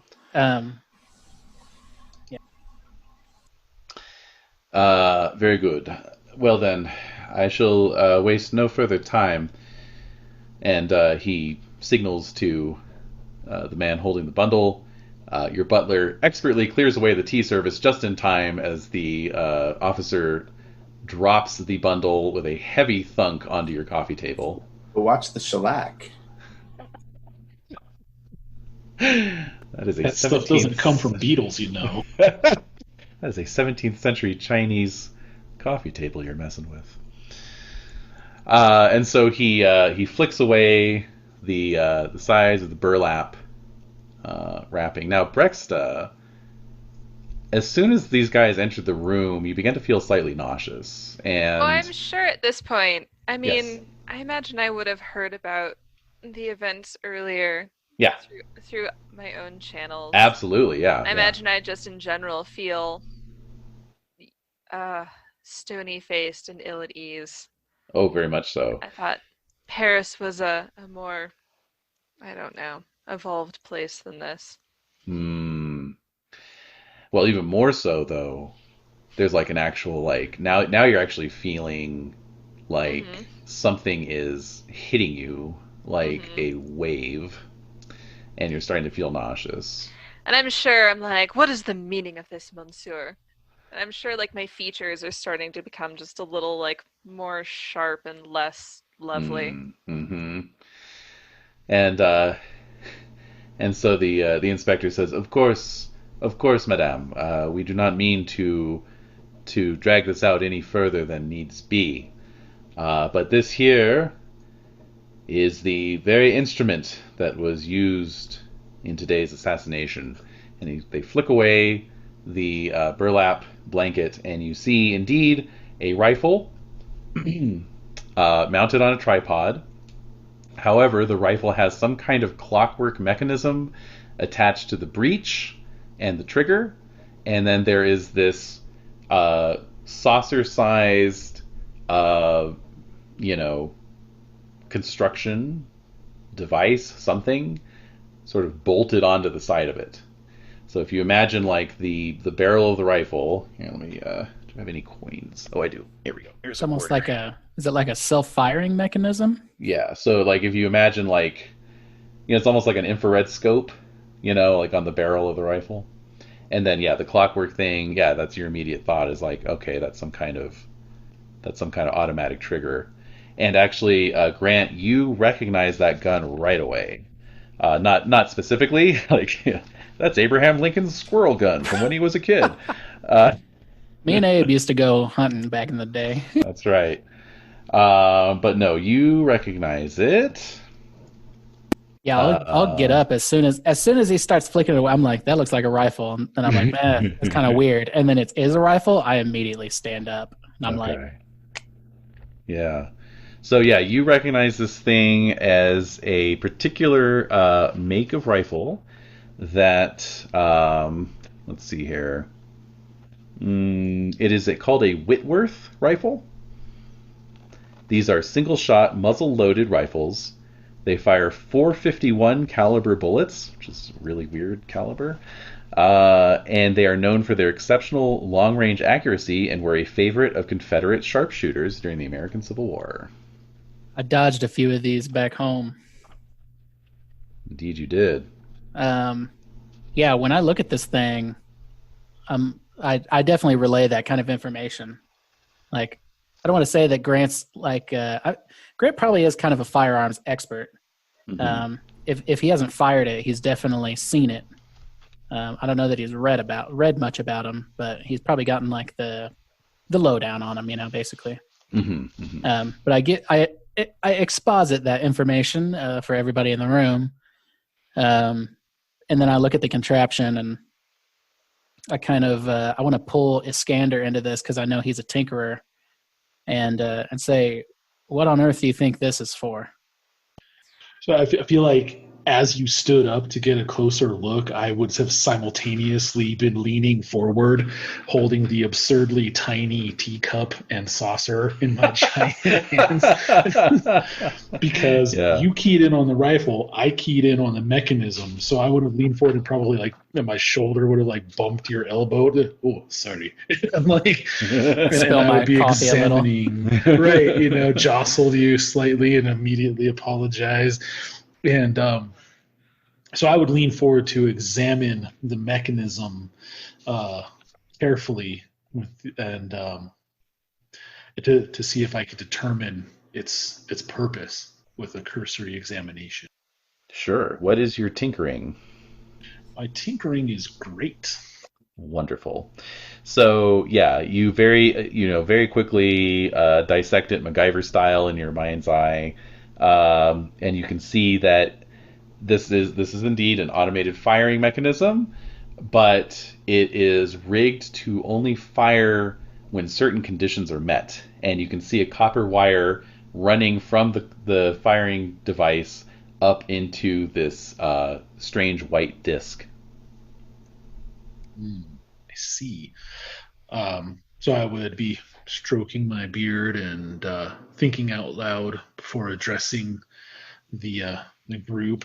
It appears to be a automated firing mechanism of some sort, but it may be remotely triggered, I imagine. And if we can see this wire, it would seem this may be a tripwire of some kind, or perhaps I'll be holding it between my fingers and kind of rolling it between them to just get a feel for that and to think, or perhaps transmit some sort of signal, much like a telegraph or similar. I don't know. I would very much like to dissect this device to give you a much better indication of its function. I would say that looking at the 5-0 who have come into the room. I'm immediately suspicious of.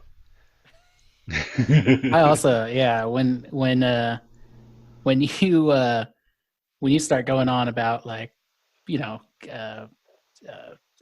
like self-automated and this and that and radio communications, Grant's like, "Ooh, buddy," and kind of turns around and is like, "This is not a weapon for a man. This is a weapon for a coward. Somebody pulled the trigger of this thing and they weren't standing behind it." Ooh. That's a good button on the commercial break. Castle Falkenstein will be back after these messages. That's right. As the dramatic music swells. Yes, indeed. So the inspector nods and he says, "This was our assessment as well. What I would most particularly like to know, however, is your association with a certain inventor, a certain engineer, a Mademoiselle Faraday." She hurt? No, she is not Yes. hurt. What if Astrid, is she okay? Okay, to invent a word. She is fine. That might catch on. She is perfectly healthy. You all know her then? I'm gonna nod, Absolutely. and I noticed that Breksta's kind of sweating. She's glowing. Sorry, not sweating. She's glowing. And No, it is no longer my attractive usual like brilliance. It's definitely kind of like brassy gold at this point. I'm gonna go and open up one of Frederick's windows, and then I'm gonna take Breksta like by the hand, and then like my other hand's like on her back, and like lead her over to the window, and like Like put her a on like teeny tiny invalid. totally put like Get a tiny Timmit. so like lay you down on like the fainting couch. That's out on the balcony. Please help me swoon. I Couch can't. for sure. Although I feel like Yeah. Well I'll worn. turn darkly to the inspector. Like, if you are speaking of our friend Miss Faraday, I'm surprised you have not heard of her yourself. She is one of the heroes who prevented the Duchess Elizabeth from being absconded with.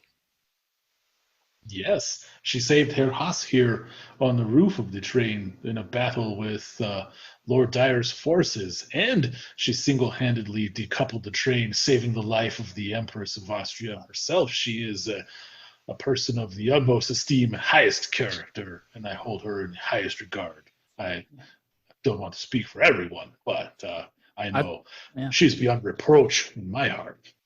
I've seen her act myself, gentlemen. You can take. She's got the utmost character. Almost sickeningly virtuous. It makes you want to puke. So her little, his little, broom bristle mustache twitches slightly, but he's, our wolf remains calm.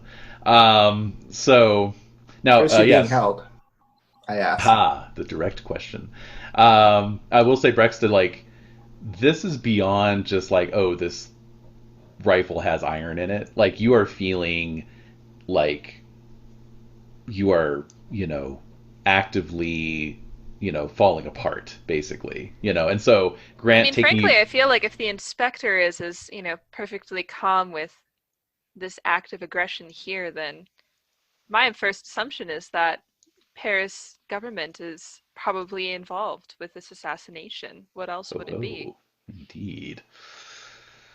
Now, as Grant leads you out onto the balcony, these waves of nausea and fainting fits begin to subside. So it's definitely a proximity thing as he's taking you away.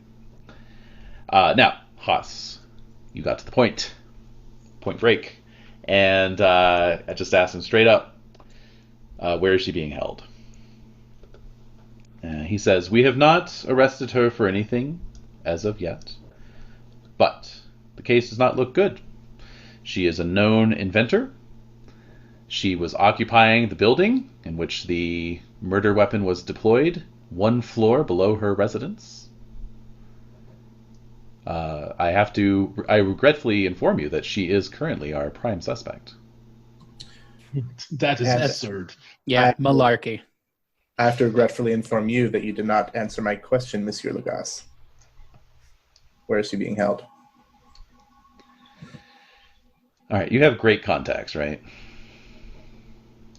Yes. Connections, right? Or connections, sorry. Yeah. Yep.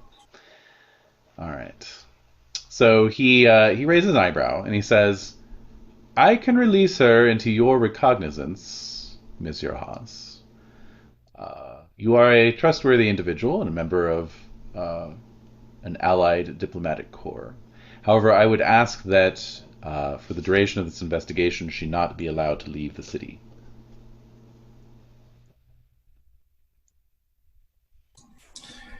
We will see about that. I'll snap my fingers to my butler. Mm-hmm. Have a carriage sent at once. All right. Your cloth butler. As opposed to your flesh butler. Yeah, no, not a flesh butler. Okay. Not yet, but yeah, let Astrid take a crack at him. We'll see. All right. So what have you made me? You love it. Why do I feel pain? Yeah, exactly. Yeah, it's like when Rick and Morty when he invents the robot whose sole existence is just to spread butter. Just butter. It's margarine though here. Or margarine, yeah, margarine. What is my purpose? What is my purpose? Butter. Oh God. Oh God. Welcome to the club. All right. So, very good. So your valets are dispatched to spring Astrid from prison, which happens soon enough. Now, meanwhile, let's see, Breksta, you're out on the veranda with Grizzly Grant, and as your head begins to clear, you realize what was going on. You were in the presence. Inside that parlor, you were in the presence of cold iron. Cold Those iron bastards. being, yes, Those anything rat that bastards. is forged from meteoric iron. It is the literal kryptonite of the fairy folk. What assholes. Mm-hmm. I might say. Didn't even say anything. Nope. I might, while we're out there, I might be like, you feeling better, Miss Boland? By the moment, yes. Thank you, my friend. And I'm going to kind of like reach into my pocket because I made something for Breksta. Ooh. But when like I'm gonna actually Grant will reflect ominously on the events of today that transpired when he pulls out basically like a small necklace with the collapsed bullet that went into Breksta, but it's like shellacked, so it won't hurt you. And he's gonna like give it to her and be like, "Well, I made this by way of apology, but seems like a sick joke with what happened today. I understand if you don't want it." I admit I am befuddled by this token. However, I admit I am often befuddled by your kind, and I will accept and consider its implications. Thank you. And I'll probably just like kind of take it and like wrap it in her handkerchief and like stick it in my farthest little pocket in my layers and layers of clothing. Right. I probably turn a little extra green looking at it for a moment before I compose myself. Yeah, Grizzly, he'll definitely kind of like nod and he's like, "Well, I understand," but and probably mention something about the befuddlement of the human race. But yeah, as soon as and then he'll be like, "Well, if that'll be all, I can either stay with you until you're well, or I can leave you to your heir." Oh, either is fine. I would just love a moment to shed the zhuzh from this awful creation. Well, that sounds like something personal, so I may step inside. It's very French. He walks in. Sorry, guys, she's out there shedding her zhuzh. Yeah, I don't know if you've ever seen a fairy in her zhuzh, but if you ever want to, there's one outside. She said her zhuzh is shedding. I don't know. That's a fairy thing. I'm gonna go look at this. I'd like to go. Oh, go ahead. Oh, just while I guess I'm out on the balcony, since I'm assuming that the door is open. Mm-hmm. How is Katsibu feeling? Ooh. Is he in the room or did he flee? That's an excellent question. I would love Indeed. to know this, and if it's something that should remain secret. You can't pass Post-it notes at the table, and so this feels awful. Right. Well, you can do you can do private messages in Zoom. So. I know, it's just hard to think of it in the moment. Okay. No, that's fine. The last time I tried that, I sent it to everybody. Okay. So. So Katsibu, of course, was out on the veranda in a patch of sunlight when the inspectors arrived. But he does seem to be a bit agitated by their presence. His tail is swishing a bit aggressively as he's looking at them. He's no longer relaxed. He's sitting and he's just swishing his tail and watching them. I'll plop down beside him in solidarity. Yeah. So meanwhile, inside the parlor, the inspector is basically saying, well, if there's any insights you can gain as to the mechanism of this weapon, sirs, it would be most appreciated. We're also looking at the possibility. Miss Faraday is not our only suspect. Of course, obviously, this was a politically motivated murder, and we don't seem to have any connection in our files between Miss Faraday and any particular groups associated with the commune. But it's possible that they are involved in some way. We haven't ruled it out. Yeah, you won't find any connections, officer. I can tell you that. We don't give a damn about the butter or margarine gang. Margarine gang. Yes, well, be that as it may, the commune is well known for their anarchistic leanings. That series of bombings they carried out a few years ago. If you were resident in the city, I'm sure you remember.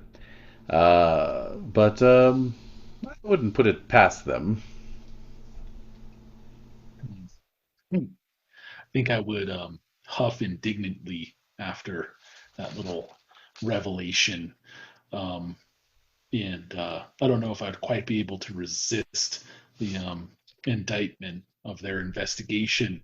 Then you lack motive entirely, sir, and I must assure you that Miss Faraday is a brilliant woman, and were she to have committed this crime, she would not have fallen into your lap, as it were, and be caught so easily.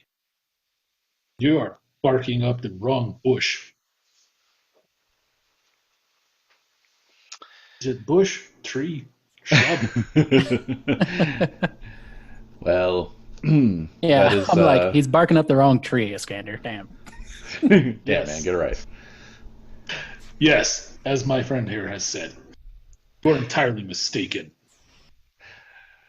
All right, yeah. So we've got our protest sign slogan here. The the marginalized are marginalized. I like that. Thank you. Yeah. So he just kind of shakes his head and says, "Well, that is for us to decide ultimately. But any evidence you can gather from this device would, I'm sure, go towards clearing your friend's name if she is indeed innocent." Well, why don't we do your whole damn job for you? Just We nodding. we have plenty to do ourselves, thank you very much. The prefect of the police is quite upset with this whole thing. So seeing that the tensions are running high, I will stand. Well, Monsieur Legas, I think we can take it from here. I'm sure you can find your way to the door. Of course.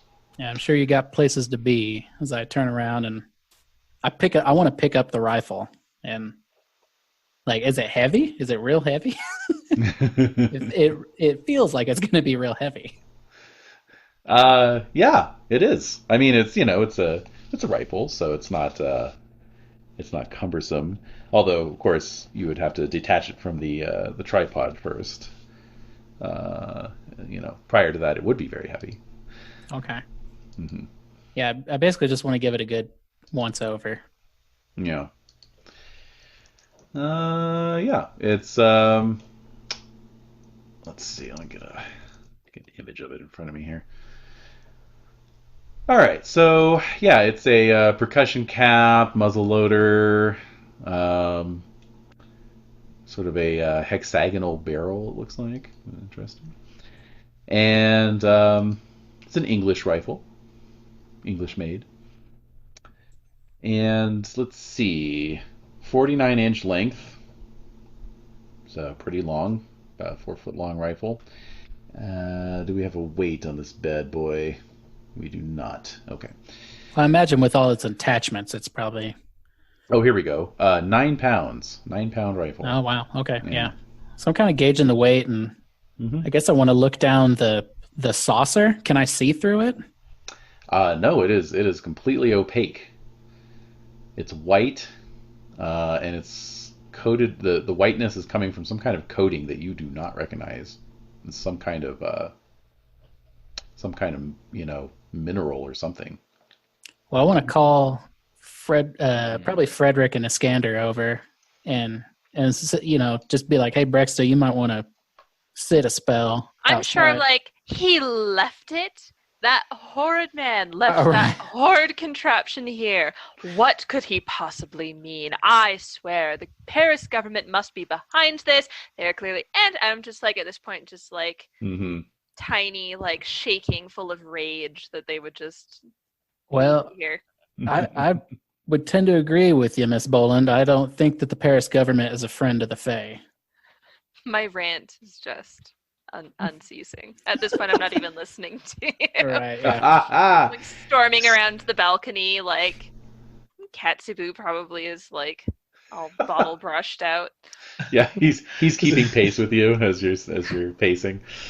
It's like slowly increasing in pitch until you like pass out of audible range, and so it looks like you're just The like glass of silently like the just... windows is shaking slightly. True, yeah. I think she's gonna break your bottles there, Frederick. Literal storm clouds are gathering overhead. Nein, Nazi absinthe. Nine. I think she's gonna break your bottles there. I mean that literally. One thing, Breksta, in the midst of your rant, perhaps some in the back of your brain, you do note that the queasiness from the cold iron has departed with the police. I knew it. Those, Mm-hmm.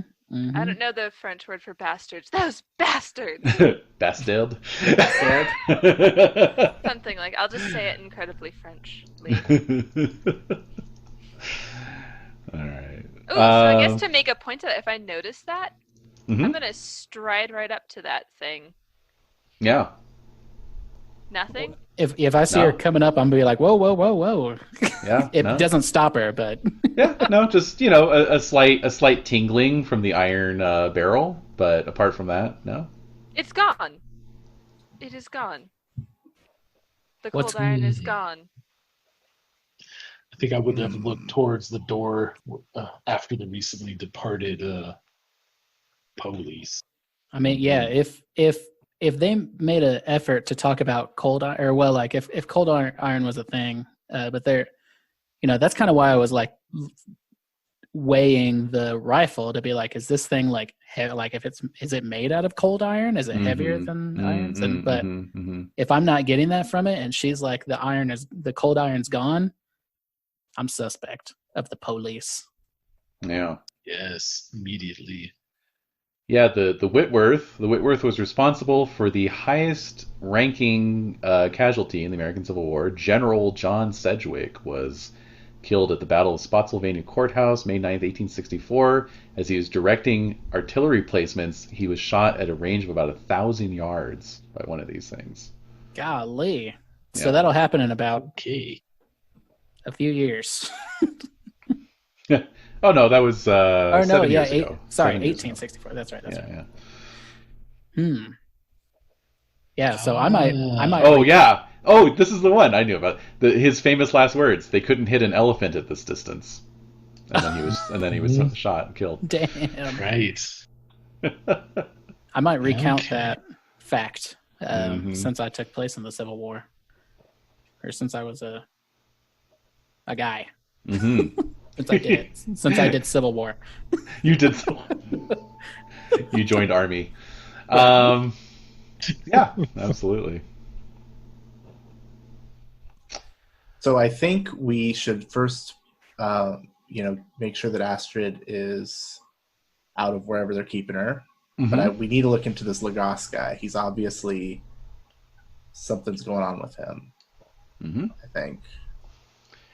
Let's see here. So, Frederick and Iskander, you both, through your connections, Frederick through your diplomatic connections, and Iskander through your connections with the university and Professor Girard. Wait, what's his name? Godot. Professor Godot. You both have invitations to a dinner fundraiser tonight. And Frederick, it's to raise money for the Academy of Sciences. And Frederick, you know for certain that the prefect of the police will be in attendance.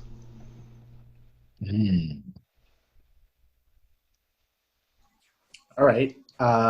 Let's see. Do we get +1s? Of course. How about +2s? Well, basically, Breksta, as a fairy ambassador herself, could just crash the party. Okay. And how does this? All about it. Is Hoog going to be there? Any chance? Is who? Hoog? Oh, Hoog. Who? Hoog's on first. Who's on Yeah. first? Ah, Jinx, you owe me a code. No, I said it first on my end. Damn it. So, is Hoog going to be there? Probably not. He's not known as a society kind of guy. He's not the margarine baron of Paris. No, I mean, presumably someday he'll have a daughter, then she'll be known as the margarine, the heir to the margarine fortune, but until such time. Okay. Has our meeting with Hoog, Grant, myself, and Hoog been arranged yet, or was that kind of in its preliminary? That is set up, and in fact would be about an hour from now. Oh, so that happens first, and then this other event is later. Mm-hmm. So the question is, do you want to Scooby-Doo it and have all of you go to Hoog's factory, or do you just want to be the two of you? Absolutely, I think. If people are interested in going, I'm definitely. And we could create like the distraction. We could be the sort of legitimate face of this meeting while everyone else is up to some form of shenanigan or another. Yeah, these are my associates. All right. And with me as always. Yes, exactly. Your name is pronounced Garth, right? Yeah.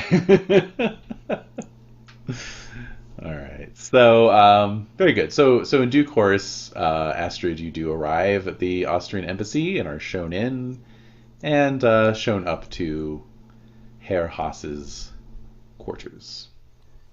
We saved you a pain au chocolat. Those are my favorite.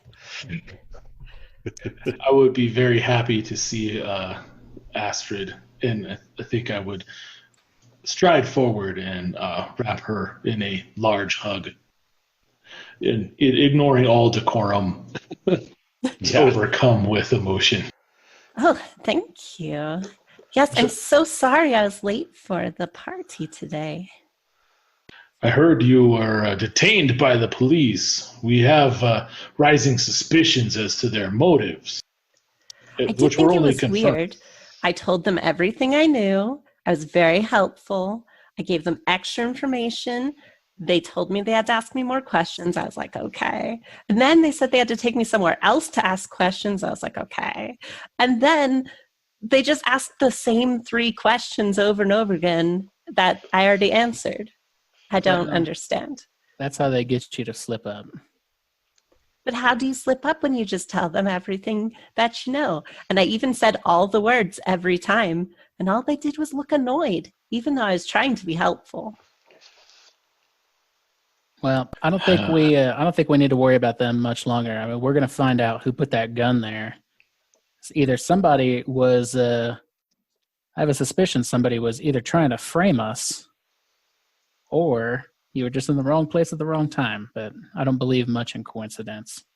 The building does have a very good view of the area where everything was happening. That's the only reason I saw the whole thing and was able to do the maths. We should check it out. It's the place below mine.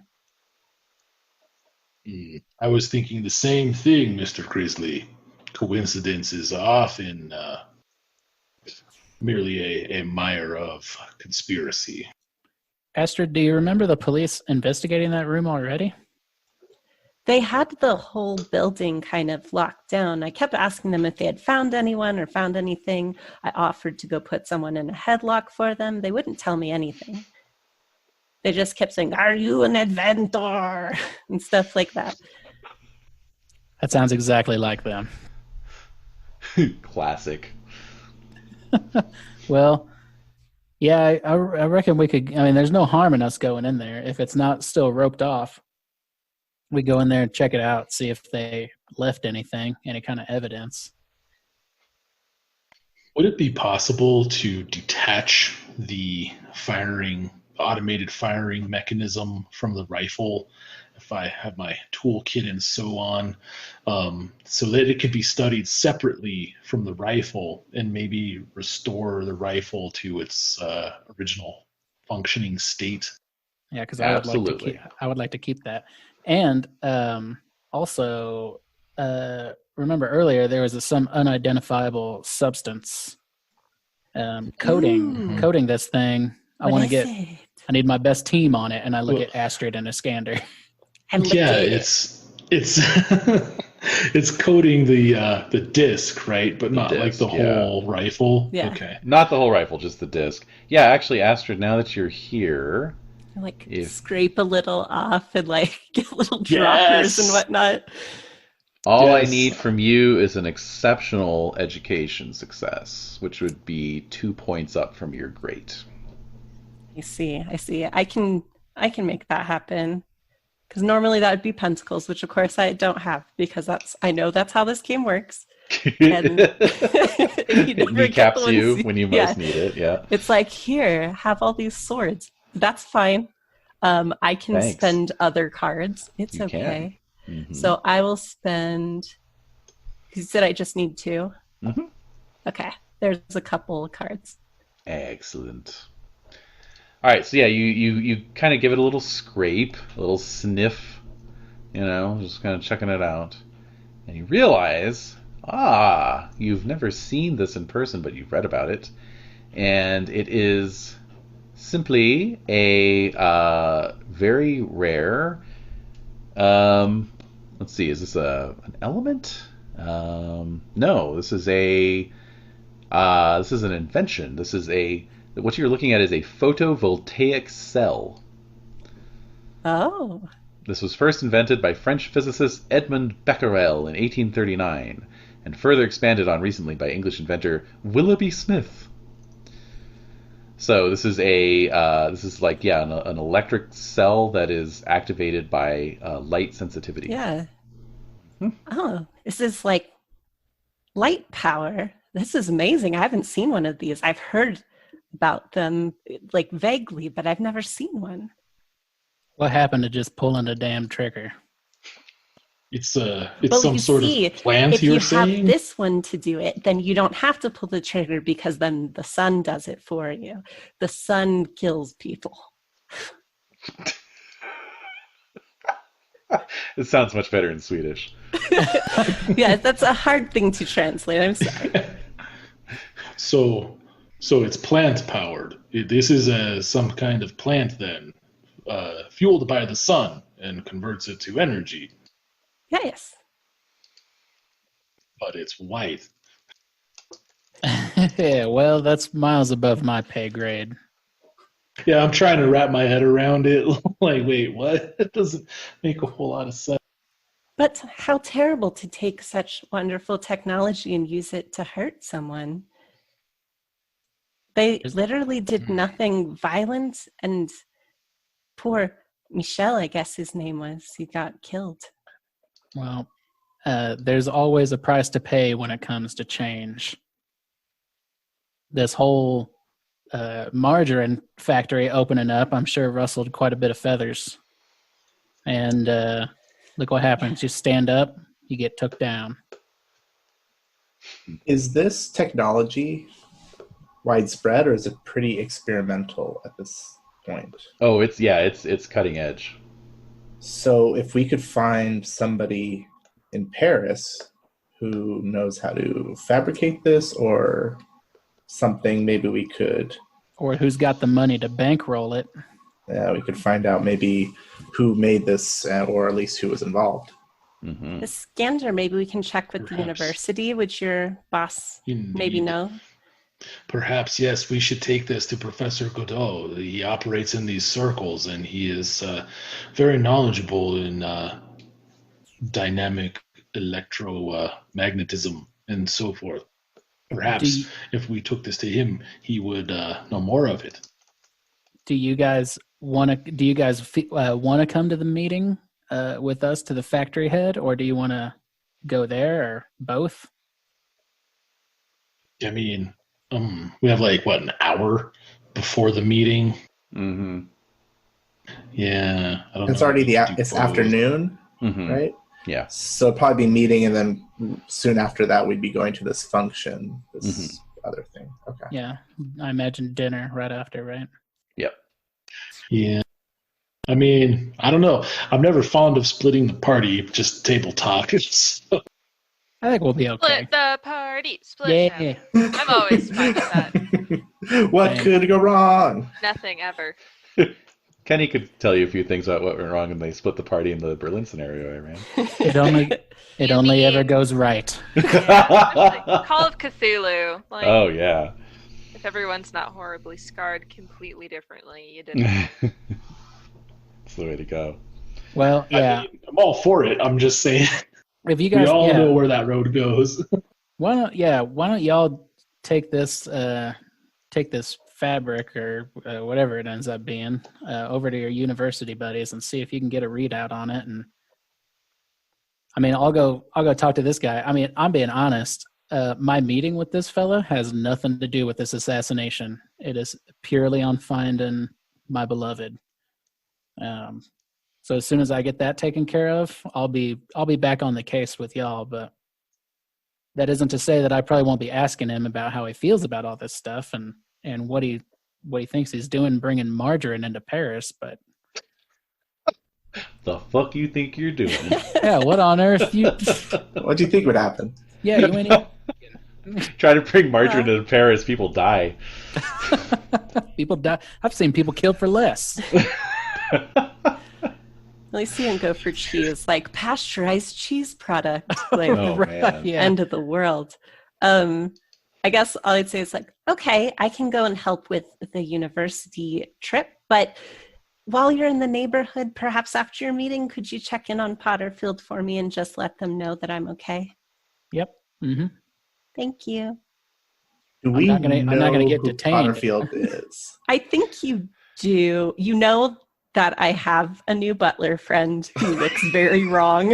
You Okay. also seem like you're terrible at keeping a secret. Oh yeah, I Astrid. don't lie. If you straight up asked me about it, I would tell you. I don't know if you have though, Why because do you Okay. look so nervous? Yeah. I'm just wondering how shocked Frederick should be. Is he prepared for this, or is he going to be like, "Whoa, okay, Potterfield"? Potterfield. Yeah. No, I think like if you've come over because Potterfield is doing their best to be like an actual butler sometimes, like you would have come over and presented your card and they would have like limped back to where I am in the back of the apartment. Oh, right. Yeah. Yeah. And you've been like, okay, cool.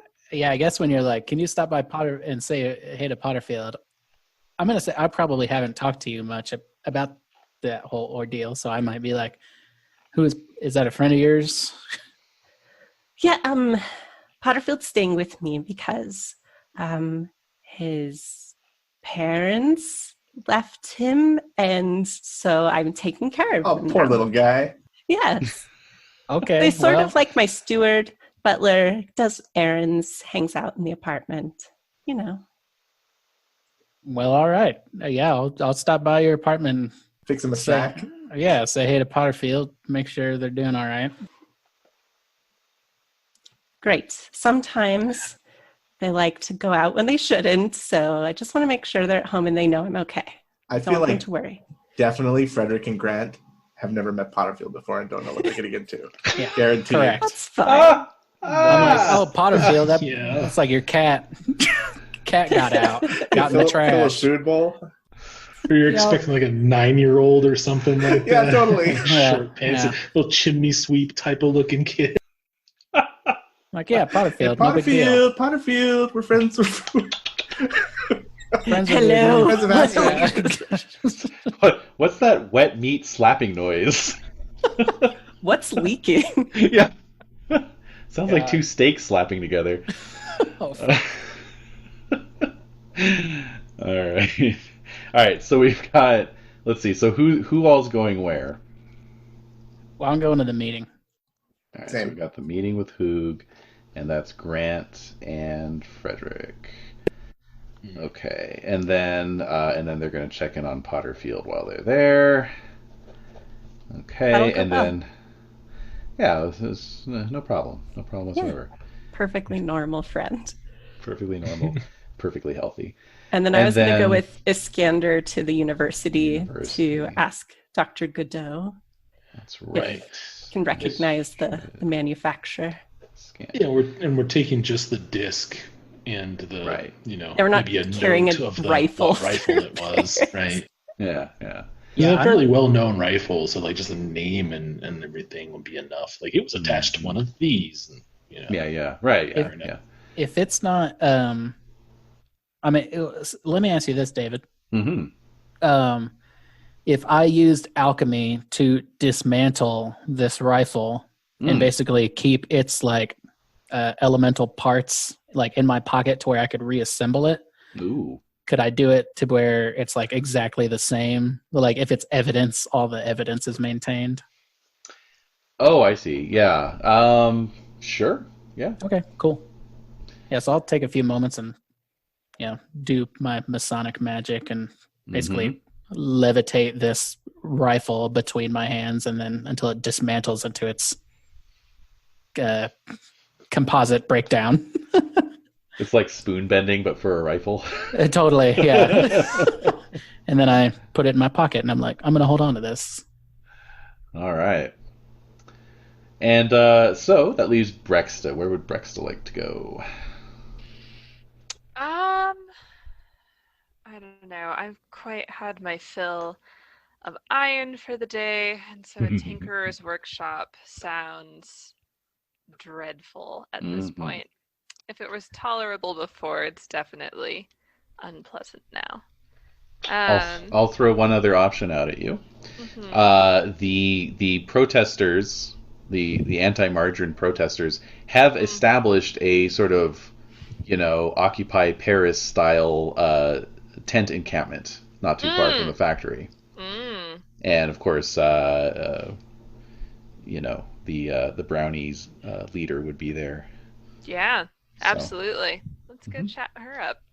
Okay.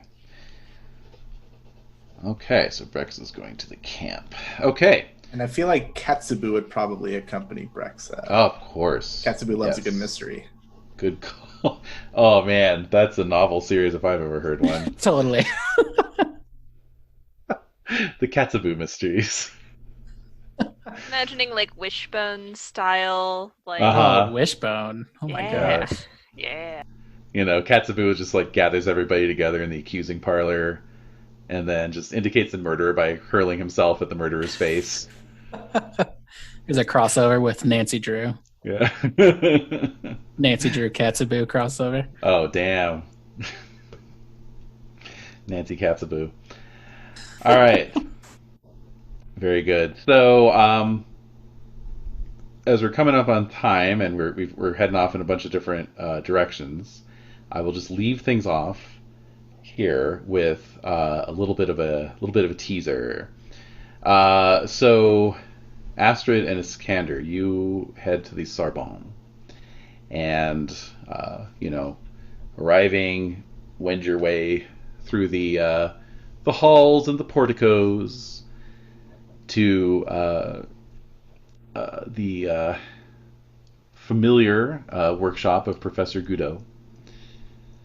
And Iskander, as you approach, you can see that his door is ajar.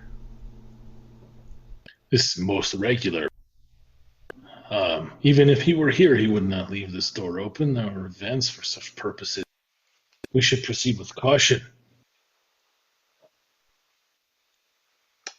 All right. Don't think you're very sneaky.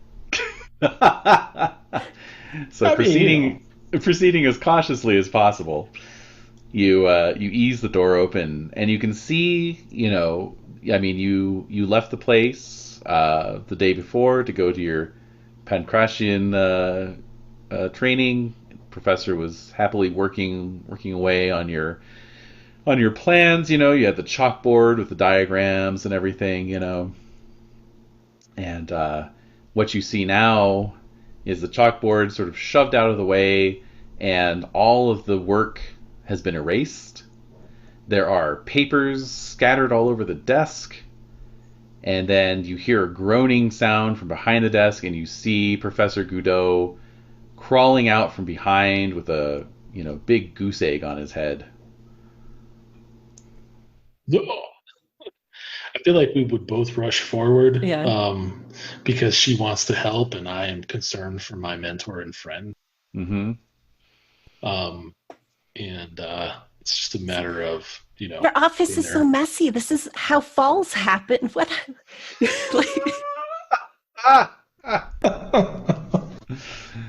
And he goes, it wasn't a fall. It was a woman. I think a Prussian woman. She came into my office and she ransacked it. She knocked me on the head. Oh, what has she done? My notes. My progress. What has she taken, Professor? Is it, surely it's not irrecoverable. What did she look like? So he describes her, and as he does so, the unmistakable visage of Bernadette Fink von Finkenstein presents itself in your mind's eye. That bitch. I would like to point out that Fink von Finkenstein is an actual Prussian surname. The best one, obviously. It's my nickname in high school. I feel like the smaller list would be what wasn't your nickname in high school. Very true. Kenny, strangely enough. And no one called me that. No, there you go. So on that disturbing note, we will, and I mean disturbing as in Rainey's Fabio background, we will... With margarine. With margarine. That's right. Margarine, yeah. We will leave things off there for the week. Awesome. Oh, Nice. man. Yes, so we've Like got a a mystery mystery. on our hands. Dude. Yeah. I think we're being set up. I think somebody's trying to set us up here. So your chief suspect right now is the police, eh? Oh yeah. I mean, that's number one suspect at all times.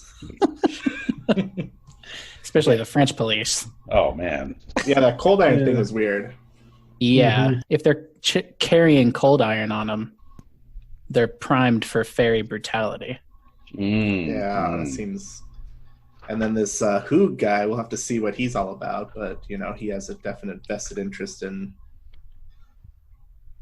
stopping them. So Yeah. I I just feel like want they're just a cat's paw, though, not the mastermind. I don't know. I've got something in my belly is telling me that this dude may be that I'm disappearing into the ether. he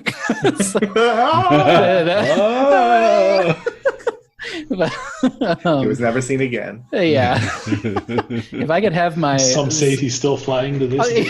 if I could have my Zoom square like spiraling backwards. That'd be amazing. But I have a suspicion that like this dude with the margarine factory is somehow connected to the Steam Lords of Britain. I could be wrong. Maybe that's just what Grant wants because he wants like an easy answer to fix his lack of marital problems. I want marital problems. I want marital problems, damn it. I've had every other kind of problem. Time to have one of them. It's a real say anything moment. I want to get hurt. Yeah. Oh my God. But I don't know. Yeah, Yeah, no, that's that my makes opinion. sense. But I have no idea about this assassination. Obviously, it's somebody tied to this margarine business. Maybe, I don't know. I think about like that Sherlock Holmes story where like they assassinated the guy, but then they blew up the building to like hide the assassination. You know what I'm saying? Like Yeah. this could all be a red herring. Somebody could be trying to start some unrest because Right. no, I mean it's not like the leader of the brownies that got shot and it ended up being her assistant. So, And if it turns out to be human, then that breaks that 1,000-year-old compact or 3,000-year-old compact, right? Yeah. So that's somebody could stand to benefit from that. It could be. I mean, we all know fairies and their tricks. This could be a whole trick. I mean, So my question earlier, I was like, wait, I got questions. Oh, right, yeah. My question is that Breksta got shot. I shot Breksta. with an iron bullet. You sure did. And she just poof, and then she's fine. Yep. This fool exploded into gold dust, my favorite wrestler. Oh my god. This is cold iron, which is that's what I want to know. Story. Well, if that's what I'm saying, like if that bullet was cold iron, I want to go exhume that bullet and examine that and see what kind of bullets are killing fairies these days. Because that might be valuable information. But if it's like a cold iron bullet, and then one of these French police fellas is like packing cold iron in their breast pocket or in their guns, they're ready to start murking fairies. Mm-hmm. And the thing is when a fairy dies from a cold iron wound, what that gold Breksta would have known this and could have answered Grant's question. What happens when they explode in that gold like that? That is basically, in vampire terms, the final death. Normally, if a fairy dies, they just go back through the veil and they become energy again, and then they can eventually reincarnate on Earth if they want to. But if a fairy dies from cold iron, that's it. This immortal being no longer exists. Wow. It's like your soul is literally zapped out of existence. Exactly. Yeah. That's fucking crazy. Yeah. Yeah, that's messed up. Yeah. That's why Michelle's companion was so distraught. And it was the leader. It was basically like the protest leader's friend. It wasn't the leader that got killed. Right. Right, it's exactly. Danielle Bondy's assistant. There you go. Thank you. Michelle. Which makes me think that it was like the fairies did it to themselves, because they could have killed the leader right there. Mm. But although if they it didn't. was like an automatic sniper shot up, like setup, they could have just not anticipated she wouldn't be the only one on the stage. That's true. I'm imagining this is like all us like arguing like in the little steam Of elevator, course. like Absolutely, down yeah, from yeah. Frederick's apartment. Hell yeah. Absolutely. Gold Dust, most ridiculous wrestler on the planet. I think his special was just kicking people in the balls. That's like a lot of them, though, to be fair. True. Like every time I made a character in the wrestling like video games, like on N64 and stuff, I always made that my special move because it made the like ping sound effect every time you did it, so it was like extra Satisfying. funny. Yeah. Just spam that B button, baby. That's right. But yeah, I think there's a lot of like, it's a good mystery. It's a good setup. No, yeah, There's a lot going on. There's a lot of cool. There's already like we have a lot of suspects and a lot of ticks to check. I think. Oh yeah, I'm ready for some midweek tasting. Dude, me too. Because so now I'm gonna have tasty. a champagne moment with a Confederate villain. I think Nice. Iskander and I need to join midweek and make some like mechanical homing pigeons so we can send messages when we're apart from each other. Oh, there you go. Ooh, I like that. I'm like, what happened to just training a damn pigeon? Why you got to make it a machine? I love that that's your standard response to everything. Yeah. What happened to like oh look at this wonder drug that cures people of syphilis. Whatever happened to just dying of syphilis? What happened about just getting some fresh air? Damn. Yeah, just get some fresh air. Just drink some orange juice. God damn it. Why When I don't was you a just kid- selectively breed some birds and then train them very specifically over the course of many years? I spent 20 years training birds. Don't take that damn long. I mean, the Mongols did it. The Mongols. Yeah, I mean, I could do that. I'll just That's the other. through Paris with this like golden eagle, just like Yeah. like just send it off with messages. To be fair, Breksta could be our homing pigeon. True. Oh, but First she's of all, a how goose. dare you?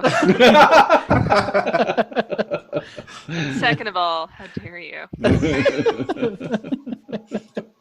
Oh man! After every one of Grant's like rants, all I think is that meme of like, "Sir, this is a Wendy's." Yeah, exactly. Sir, this is a patisserie. Perfect. Oh, sorry, I'm sorry. I thought this was America. Sir, you're in Paris.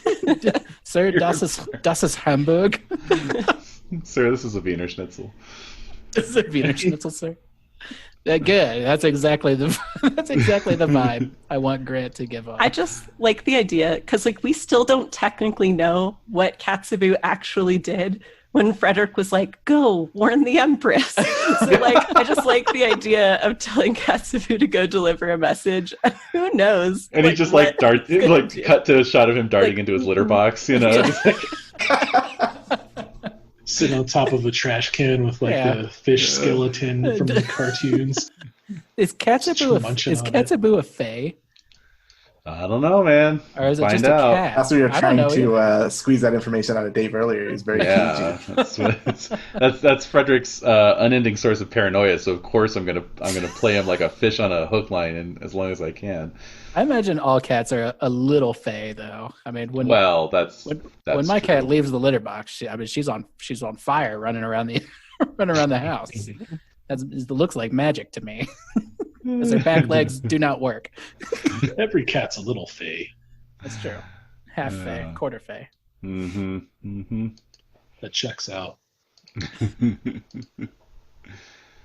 All right, y'all. Yeah, this is a sick episode. This is good. Fun. I'm curious to see how this Yeah. investigation is going to go. Me too. So how much of the investigation can we do midweek versus...